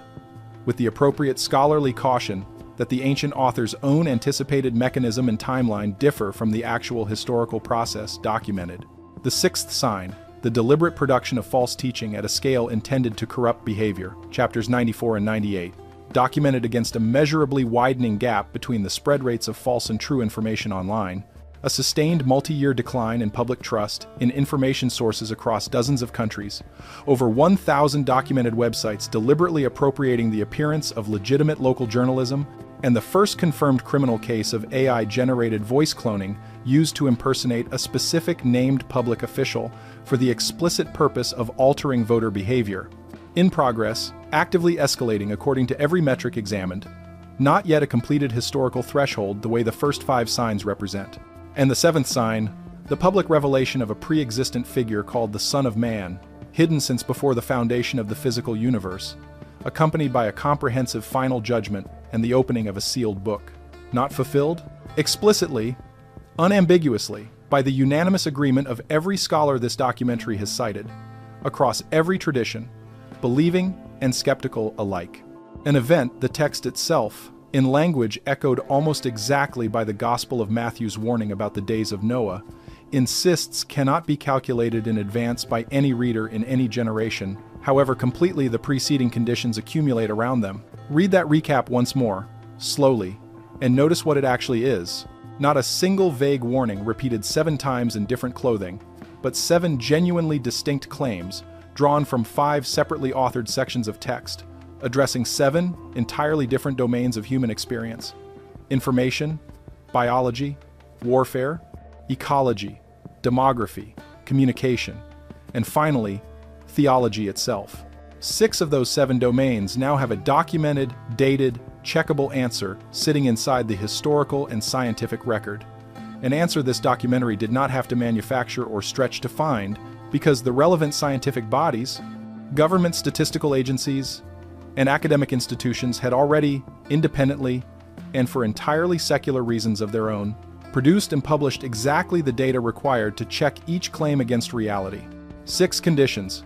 documented, dated, verified against the published, peer-reviewed, institutionally maintained record of the world's leading scientific bodies, government statistical agencies, and academic scholarship. And one event, the specific event, the 6 conditions are described, within the text's own internal logic, as laid out extensively in Dr. Vanderkam's work on the Apocalypse of Weeks, as preceding that has not yet occurred. What should be made of that specific configuration, 6 fulfilled or actively fulfilling, 1 still awaited, is a question this documentary has deliberately avoided answering with false certainty because the text itself, read carefully and in its full scholarly context rather than through the lens of sensationalized popular treatment, does not permit that kind of certainty. Enoch's authors were remarkably precise about conditions, and remarkably, deliberately, insistently vague about final timing. That combination, precision about the signs and insistence on unpredictability about the culmination, is not a contradiction in the text. It is, according to Dr. Allison's extensive published work on the closely related synoptic apocalyptic material, the entire point of the genre, literature designed to produce sustained readiness and moral seriousness across every generation of readers who encounter it, rather than a specific calculation any single generation could complete and then set aside as resolved. There is a further dimension to this configuration worth sitting with before closing, because it concerns not the content of the 7 signs individually, but the manuscript history that preserved them across 2,000 years, a history this documentary opened with and now returns to for its final word. Consider what had to happen, across more than 2,000 years, for these 7 specific claims, assembled from 5 separately authored texts, to survive intact into the present moment in a form precise enough to be checked, sign by sign, against a modern historical and scientific record the original authors could not have imagined in any of its specific technical details. Details spanning satellite telemetry, genomic sequencing, and global temperature datasets, none of them could have possessed even the conceptual vocabulary to describe. The Book of the Watchers, composed likely in the 3rd century before the Common Era, had to survive Ptolemaic and Seleucid political upheaval across the eastern Mediterranean. The Book of Parables, composed later, likely in the 1st century before the Common Era, had to survive the Roman conquest of Judea, the 2 Jewish revolts against Rome in 66 to 73 and 132 to 135 of the Common Era, and the resulting destruction of the Second Temple and displacement of the Judean Jewish population that followed. The full composite text had to survive the Council of Laodicea's exclusion in 364, a decision made by a body of bishops, most of whom, based on the council's own surviving canon list, were more concerned with establishing doctrinal uniformity across a rapidly Christianizing Roman Empire than with any specific theological objection to Enoch's content, an exclusion that nonetheless proved durable across the following 16 centuries within the Western and Eastern churches that adopted it. Meanwhile, and entirely independently, the Ethiopian Church, operating outside the political and ecclesiastical structures that produced that exclusion, continued a parallel, unbroken chain of manuscript transmission, monks in the highlands around Axum recopying the text by hand across generation after generation, a preservation effort that had no way of anticipating that its work would eventually be cross-checked against Aramaic fragments recovered from caves above the Dead Sea, fragments hidden by yet another community, the Qumran sect, operating in yet another completely separate context, with its own reasons for preserving the text that had nothing to do with anticipating a future need for manuscript verification across disconnected traditions, separated by geography, language, and centuries of no direct contact. Dr. Michael Knibb's 1978 Oxford Critical Edition, comparing the Ethiopic manuscripts directly against the Qumran Aramaic fragments where overlapping material exists, found, according to his own published textual notes, substantial consistency between the 2 independently transmitted traditions on the core content of the shared passages, variation in specific wording and grammatical detail of the kind textual critics expect across any manuscript tradition, spanning centuries of hand copying, but fundamental agreement on the substance of what the text actually says, including the specific content underlying each of the 7 signs this documentary has examined. That degree of independent corroboration, 2 textual traditions separated by geography, language, religious context, and centuries of no documented contact, converging on substantially the same content, is the kind of evidence textual critics and manuscript scholars treat as carrying genuine evidentiary weight regarding a text's stability and authenticity, independent of any question about the text's ultimate theological status or claims. Whatever conclusion any individual viewer draws about the specific claims examined throughout this documentary, the underlying manuscript reliability, the fact that what we are reading today in Knibb's, Isaac's, Nicholsberg's, and Vanderkam's careful scholarly translations substantially represents what ancient communities across widely separated contexts believed the text actually said, is itself well established by the ordinary standards of textual and manuscript scholarship applied to any ancient document. There is one final detail worth including before this documentary closes. A detail drawn from the Ethiopian Orthodox Tewahedo Church's own contemporary statements about the text it has preserved for over a millennium and a half. Abune Matthias I, the current patriarch of the Ethiopian Orthodox Tewahedo Church, addressing the church's relationship to Enoch in public remarks reported by Ethiopian religious media in September 2023, affirmed the text's continued canonical status within the Ethiopian tradition and its ongoing relevance to the church's teaching about the end times, describing the book as a treasure the church has been entrusted to safeguard on behalf of the wider Christian world, language that frames the entire preservation effort. This documentary has traced across 2,000 years, not as an accident of history, but as a specific, sustained act of institutional custodianship undertaken by a single church tradition across 16 centuries of otherwise near universal Christian exclusion of the text. What remains, after walking through all 7 signs with the full weight of the manuscript evidence, the peer-reviewed scholarship, and the documented historical and scientific record laid alongside each one, is a text that describes 6 specific conditions now substantially or actively fulfilled, verified not through speculation or motivated reasoning, but through the published, checkable work of researchers at Stanford, at Notre Dame, at Oxford, at King's College London, at NASA, at NOAA, at the IPCC, and at dozens of other institutions with no theological stake whatsoever in whether an ancient apocalyptic text turns out to describe the modern world with unsettling precision. Alongside a 7th condition, the specific climactic event, those 6 conditions, are described as preceding, that remains, by the unanimous testimony of every relevant tradition and by the plain evidence, available to any observer. Still ahead, the text itself. Across every section, examined in this documentary, from the Book of the Watcher's warning about corrupted knowledge, to the epistle's insistence on readiness rather than calculation, to the parable's description of a hidden figure whose revelation cannot be dated in advance, converges on a single, consistent instruction to its reader, an instruction that has nothing to do with predicting a specific date and everything to do with how one chooses to live in the period the text describes as preceding that still awaited event. Chapter 104. The same chapter that opened this documentary's first sign with its description of hidden knowledge being revealed, closes its own argument, not with a calculation but with an exhortation, addressed to the righteous, telling them to be hopeful, and not to abandon the hope they once had,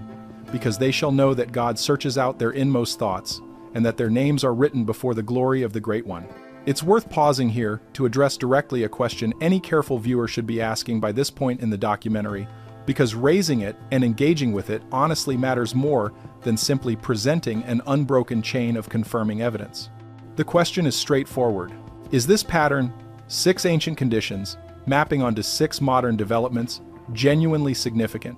Or is it the product of what psychologists and researchers of cognitive bias term confirmation bias, the well-documented human tendency to notice and remember information that confirms an expected pattern while overlooking or discounting information that would complicate or contradict it? This is a legitimate scholarly concern, and it deserves a direct answer rather than dismissal.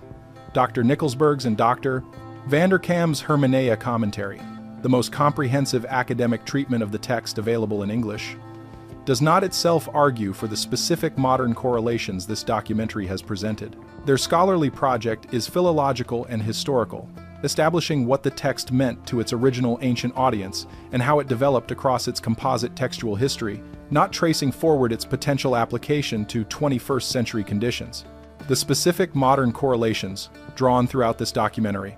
the mapping of Chapter 80's knowledge acceleration language onto data volume statistics, or Chapter 100's family dissolving violence onto documented nuclear arsenal figures, represent this documentary's own analytical work, applying the historically and philologically established meaning of the ancient text, as that meaning has been carefully reconstructed by the scholars cited throughout, to a body of independently documented modern historical and scientific data. That distinction matters, and stating it plainly is part of intellectual honesty about what this documentary has and has not established. What has been established, through extensive citation of primary, checkable sources, is that the ancient text says what this documentary has represented it as saying, verified against Nibs, Isaacs, and the Qumran fragment-based scholarly consensus on the text's actual content, and that the modern data cited, spanning NASA's temperature records, NOAA's ocean heat content measurements, Israel's Central Bureau of Statistics demographic figures,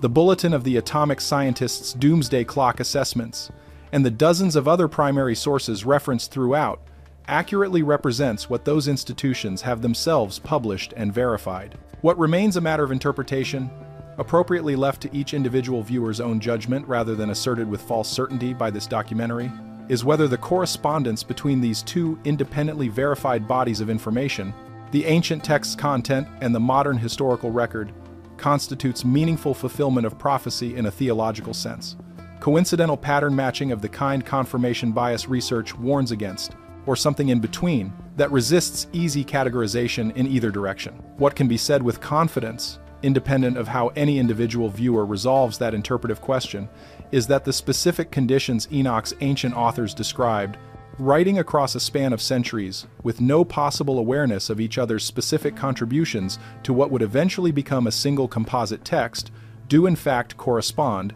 in detail specific enough to be checked and verified rather than dismissed as vague generality, to conditions that are genuinely, independently, and separately documented as characterizing the historical period in which this documentary was produced.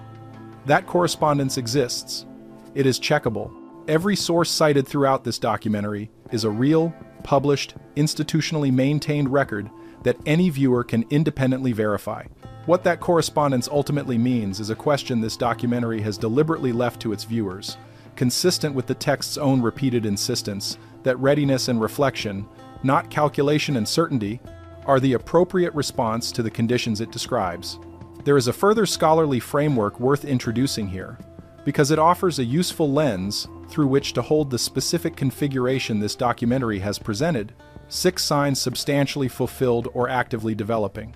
1 sign explicitly not yet fulfilled. New Testament scholars working on eschatology, the theological study of last things, have long used the phrase already but not yet to describe a structural feature they find throughout early Christian apocalyptic literature.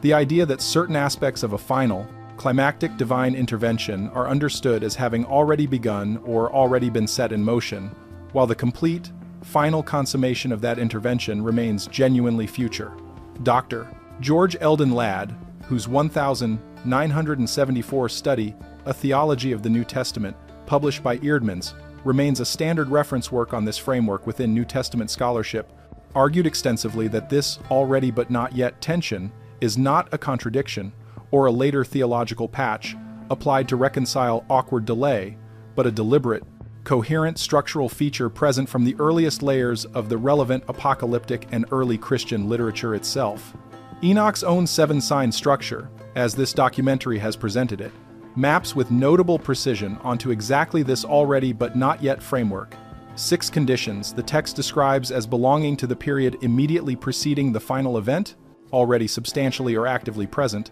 and the final, climactic event itself, the revelation of the Son of Man and the accompanying judgment, genuinely, explicitly, not yet. Rather than representing an awkward or embarrassing gap in the prophecy's fulfillment, this specific configuration is, according to the already but not yet framework scholars have identified across the broader corpus of ancient Jewish and early Christian apocalyptic literature, precisely the structure this entire genre of literature is designed to produce: a description of the conditions, marking a period of heightened significance and moral seriousness, paired with an explicit, deliberate refusal to specify the exact timing of that period's culmination. Dr. Stuckenbrock's own published work extends this observation specifically to Enoch, arguing that the text's function within its original Second Temple Jewish context and its subsequent reception within early Christian communities, including the authors of Jude and Revelation, was never primarily to provide readers with a predictive timeline they could use to calculate a specific date, a use of the text Stuckenbrock's scholarship explicitly and repeatedly cautions against as a misreading of the genre, but rather to provide a framework for recognizing the moral and historical significance of the period one finds oneself living within, and responding to that recognition with the specific ethical seriousness described throughout the epistle's exhortations to righteousness the text consistently calls for. This documentary has attempted, throughout, to honor that scholarly caution, presenting the 6 substantially or actively fulfilled signs as genuinely significant, checkable, documented correspondences between an ancient text and the modern historical record, while being equally clear and repeated in stating that the seventh and final sign remains unfulfilled and that the text itself, in language corroborated by the closely related gospel material examined in the seventh sign's own coverage, explicitly and repeatedly warns against attempting to calculate its specific timing. What then should a careful, thoughtful viewer take from this material? Having sat through the full weight of the manuscript history, the scholarly citations, and the 6 independently documented bodies of modern historical and scientific evidence this documentary has laid alongside the ancient text's own language. Not this documentary would suggest a specific date to mark on a calendar, since the text itself explicitly precludes that kind of calculation, and every scholar cited throughout has been consistent in warning against it. Not, either, a dismissal of the entire pattern as mere coincidence, given the specificity and checkability of the correspondences documented throughout, each one drawn from primary, institutionally verified sources, rather than impressionistic or vague generality. What the text itself, read across all 5 of its composite sections and considered in light of the extensive scholarly work this documentary has drawn on throughout, seems to call for instead is a kind of sustained attentiveness. The specific quality Chapter 104's closing exhortation to hope and Chapter 93's Apocalypse of Weeks both point toward a recognition that the period one finds oneself living within carries genuine significance, whatever ultimate theological framework an individual viewer brings to interpreting that significance, without requiring or permitting the kind of false certainty about specific timing the text itself, in its most explicit and repeated instruction, warns its readers away from. Before closing entirely,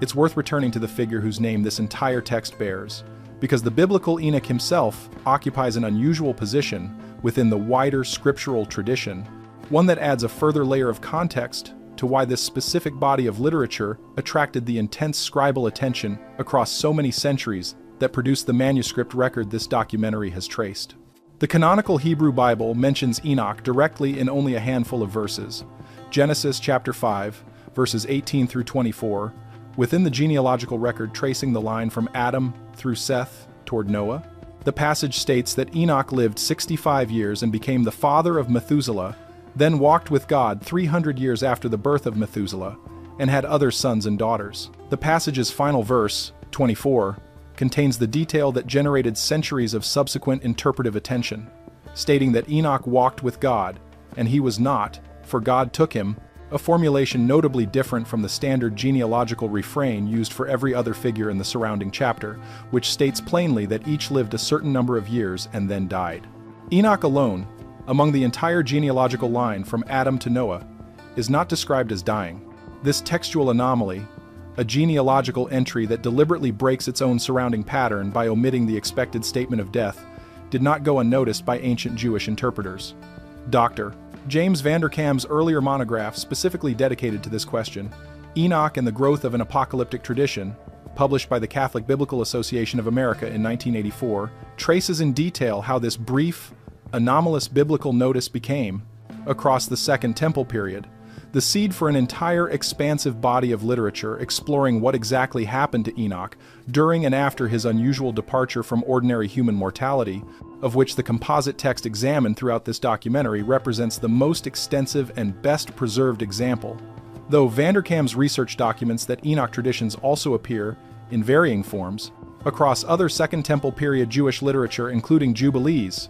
itself another text preserved through the Ethiopian canon and recovered in fragment form at Qumran, and later rabbinic literature that, notably, takes a considerably more cautious, and in some cases actively suspicious stance toward the expansive Enoch traditions that had developed by the early centuries of the Common Era. This rabbinic caution deserves direct acknowledgement as part of a complete and honest account of the text's reception history, because it represents an important counterpoint to the Ethiopian Church's sustained preservation and canonical inclusion of the same material.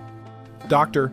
Philip Alexander, in his extensive published work on Second Temple period Enoch traditions, including his contribution to the multi-volume Dictionary of Deities and Demons in the Bible, documents that later Rabbinic Judaism, particularly following the codification of the Mishnah and subsequent Talmudic literature between the 2nd and 6th centuries of the Common Era, generally moved away from the expansive apocalyptic Enoch traditions that had flourished during the Second Temple period with some rabbinic sources expressing explicit unease about traditions, describing a human figure being transformed into or closely associated with a heavenly, quasi-divine status, a theological concern distinct from, but related to, the concerns that would later drive the 4th century Christian council's exclusion of the text from their own developing canon. What this broader reception history demonstrates, when placed alongside the Ethiopian Church's parallel and independent decision to preserve and canonize the same material, is that the text's status has never been a matter of simple, uncontested consensus across any single religious tradition, Jewish or Christian, ancient or modern. It has instead been a genuinely contested body of literature, embraced enthusiastically by some communities across some periods, most notably the Qumran sect and the enduring Ethiopian Church, and treated with caution, suspicion, or outright exclusion by others, including mainstream rabbinic Judaism following the Second Temple period's end and the mainstream Western and Eastern Christian traditions following the 4th century councils. Presenting this documentary's material honestly requires acknowledging that contested history rather than presenting the text's authority as a matter of unanimous ancient consensus that was later suppressed by a single, unified conspiracy of exclusion. The historical reality, as the scholarship this documentary has cited throughout makes clear, is considerably more textured, a genuine, centuries-spanning theological debate about how to properly understand and categorize an unusually specific and detailed body of apocalyptic literature attributed to a figure whose entire scriptural footprint prior to the expansive traditions that developed around him consisted of a handful of anomalous verses in a genealogical list. That said, the specific reasons various communities gave for their caution or exclusion are themselves worth examining closely, because they bear directly on how a contemporary viewer should weigh the text's content. The concerns raised by rabbinic sources, according to Alexander's research, centered primarily on the risk of the Enoch traditions elevating a human figure to a status rabbinic theology reserved exclusively for God, a specific Christological adjacent concern that, notably, some scholars, including Dr. Andrei Orlov of Marquette University, in his extensive published work on the Enoch Metatron tradition within later Jewish mysticism, have argued actually persisted and continued developing within certain strands of Jewish mystical literature, including the later Hekhalot and Merkavah mystical texts, and eventually the medieval Sefer Hekhalot, or Third Enoch, suggesting that even the rabbinic tradition's official caution did not entirely extinguish ongoing Jewish interest in and engagement with Enochic themes, but rather channeled that engagement into different, more esoteric literary contexts operating somewhat outside mainstream rabbinic authority. The Christian Council's concerns, as this documentary noted in its opening sections, centered on different specific issues. Jerome's stated discomfort with what he characterized as the text's fantastic claims, and Augustine's argument that its apocalyptic imagery should be read as metaphor rather than literal cosmological or historical claim. Neither of these concerns, it's worth noting explicitly, directly engaged with or attempted to refute the specific content of the 7 signs this documentary has examined. Neither Jerome nor Augustine, in their surviving writings on the subject, offers a substantive counter-argument to the text's warnings about knowledge acceleration, forbidden technological boundaries, escalating warfare, environmental degradation, demographic scattering and regathering, false teaching, or the ultimate revelation of the Son of Man. Their objections, as preserved in the historical record, concern broader questions of genre, canonicity, and theological categorization, not specific, falsifiable disputes with the particular content this documentary has focused on throughout. This distinction matters for a final, honest assessment of what this documentary has and has not established. The ancient councils and church fathers who excluded Enoch from the developing Christian canon did not do so because they had examined and rejected the specific 7 signs this documentary has traced. Through the modern historical and scientific record, a record that of course did not yet exist in any form they could have anticipated or evaluated, their exclusion was a broader canonical and theological judgment made on different grounds entirely, and one that, as this documentary's opening sections established, the Ethiopian Church never accepted, maintaining instead an unbroken 16th century tradition of treating the text as authoritative scripture, carrying genuine ongoing relevance to understanding the approach of the final period its authors describe. There is one final body of evidence worth examining before this documentary closes, because it addresses a specific question a careful viewer would reasonably raise about the seven-sign framework as a whole, whether the specific number 7 itself carries independent significance within the text, or whether this documentary has imposed an external organizational scheme onto material that does not naturally group itself this way. The number 7 recurs throughout Enoch's composite text with a frequency and consistency that multiple scholars have identified as deliberate rather than incidental. The Apocalypse of Weeks, already discussed extensively in this documentary's treatment of the seventh sign, organizes the entirety of world history into 10 discrete weeks,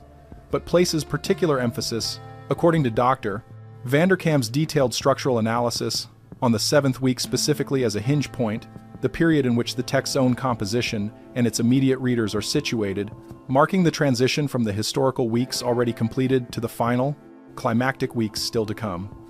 The astronomical book's calendrical system, similarly, organizes its solar and lunar calculations around cycles that Dr. Otto Neugebauer's technical analysis identified as built on foundational 7-day and 7-year structural units, consistent with but independently derived from the 7-day week structure already established in the Genesis creation account the wider Enochic tradition takes as its narrative starting point. Dr. Nickelsburg's commentary notes that this pattern of sevens is not unique to Enoch within the broader Second Temple apocalyptic literary tradition, appearing also in Daniel's 70 weeks prophecy in chapter 9 of that canonical book, and in the Qumran community's own sectarian literature, including the War Scrolls description of a climactic conflict organized around a symbolic structure of repeated sevens. This broader pattern suggests that 7 functioned across multiple independently authored Second Temple period texts as an established symbolic framework for organizing historical periods and their culmination, rather than as an arbitrary numerical device unique to any single author's individual literary preference. Against this background,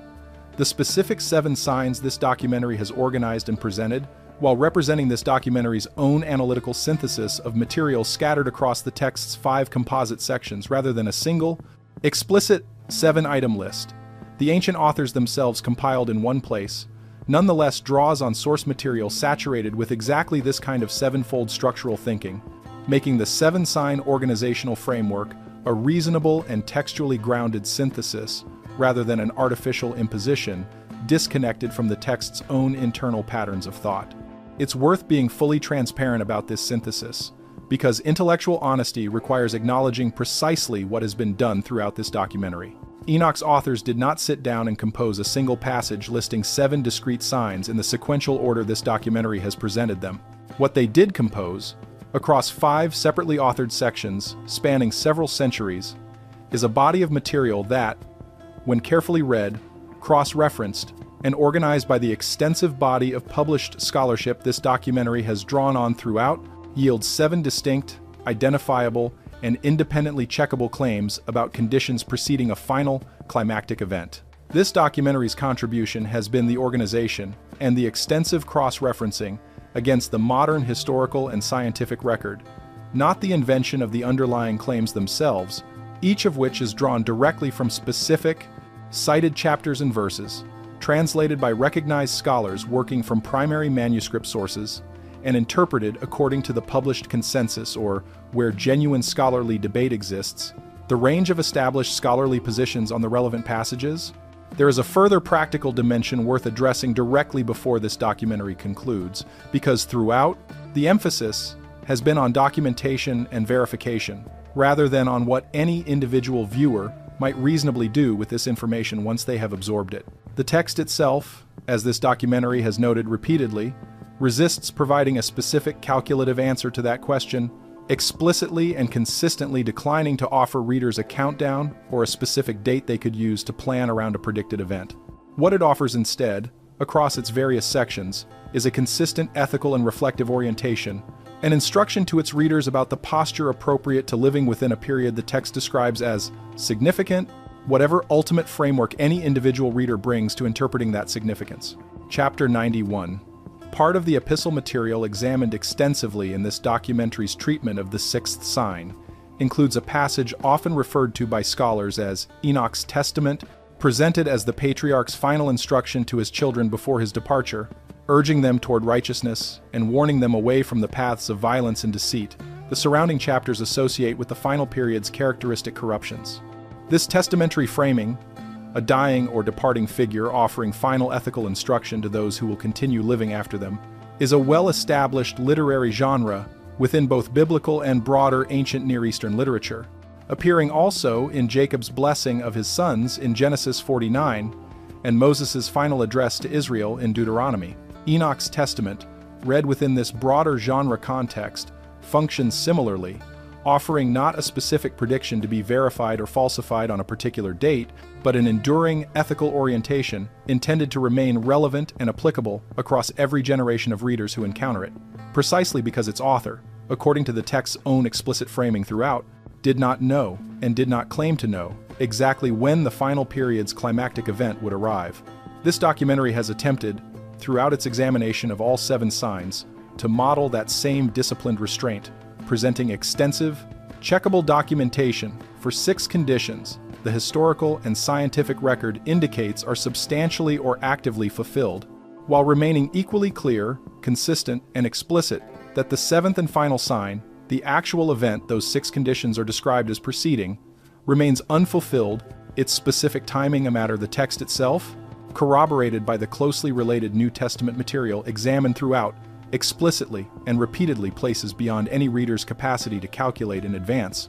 No matter how carefully or how thoroughly that reader has studied the 6 signs already documented and confirmed, what remains, then, is not a prediction but a description, carefully documented, extensively sourced, and checkable against the published record of institutions with no theological stake whatsoever in whether their data happen to align with an ancient text's language.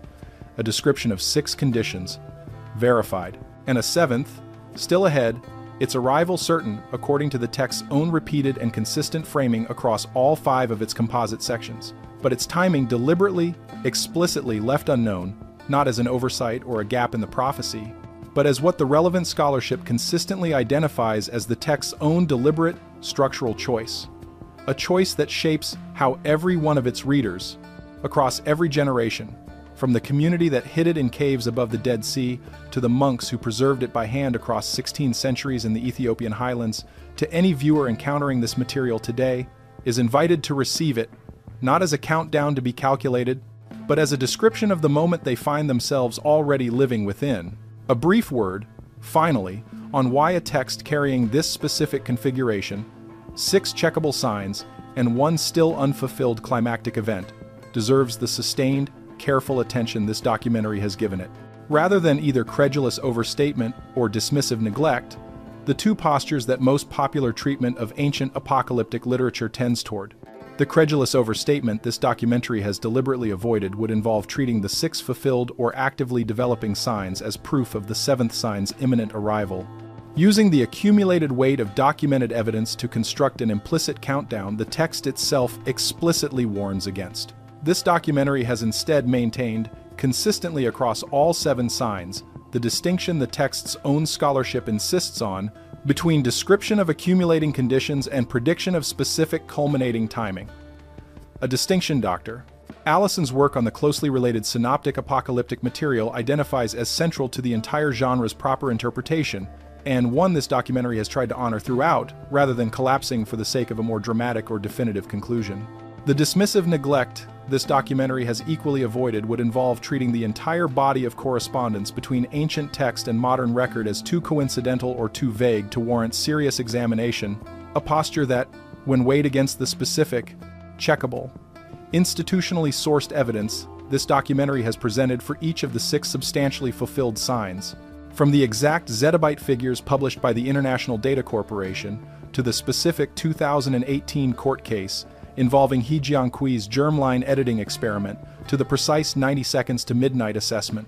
maintained by the Bulletin of the Atomic Scientists across its most recent annual updates, does not survive careful scrutiny. These are not vague, easily dismissed generalities. They are specific,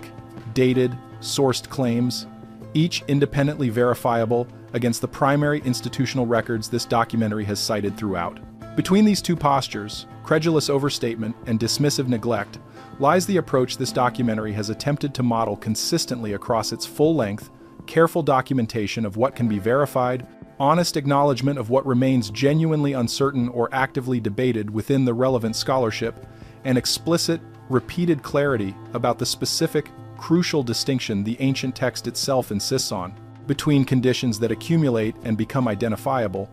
and a culminating event whose timing no reader in any generation, including this one, is in a position to calculate. The Ethiopian Orthodox Tewahedo Church, whose 16th century custodianship of this text made every claim examined throughout this documentary possible to verify in the first place, describes its relationship to Enoch, according to Patriarch Abune Matthias's own public statements already cited, not primarily as possession of a predictive tool, but as stewardship of a treasure entrusted to the Church on behalf of the wider Christian world, language that emphasizes preservation and transmission over calculation and prediction.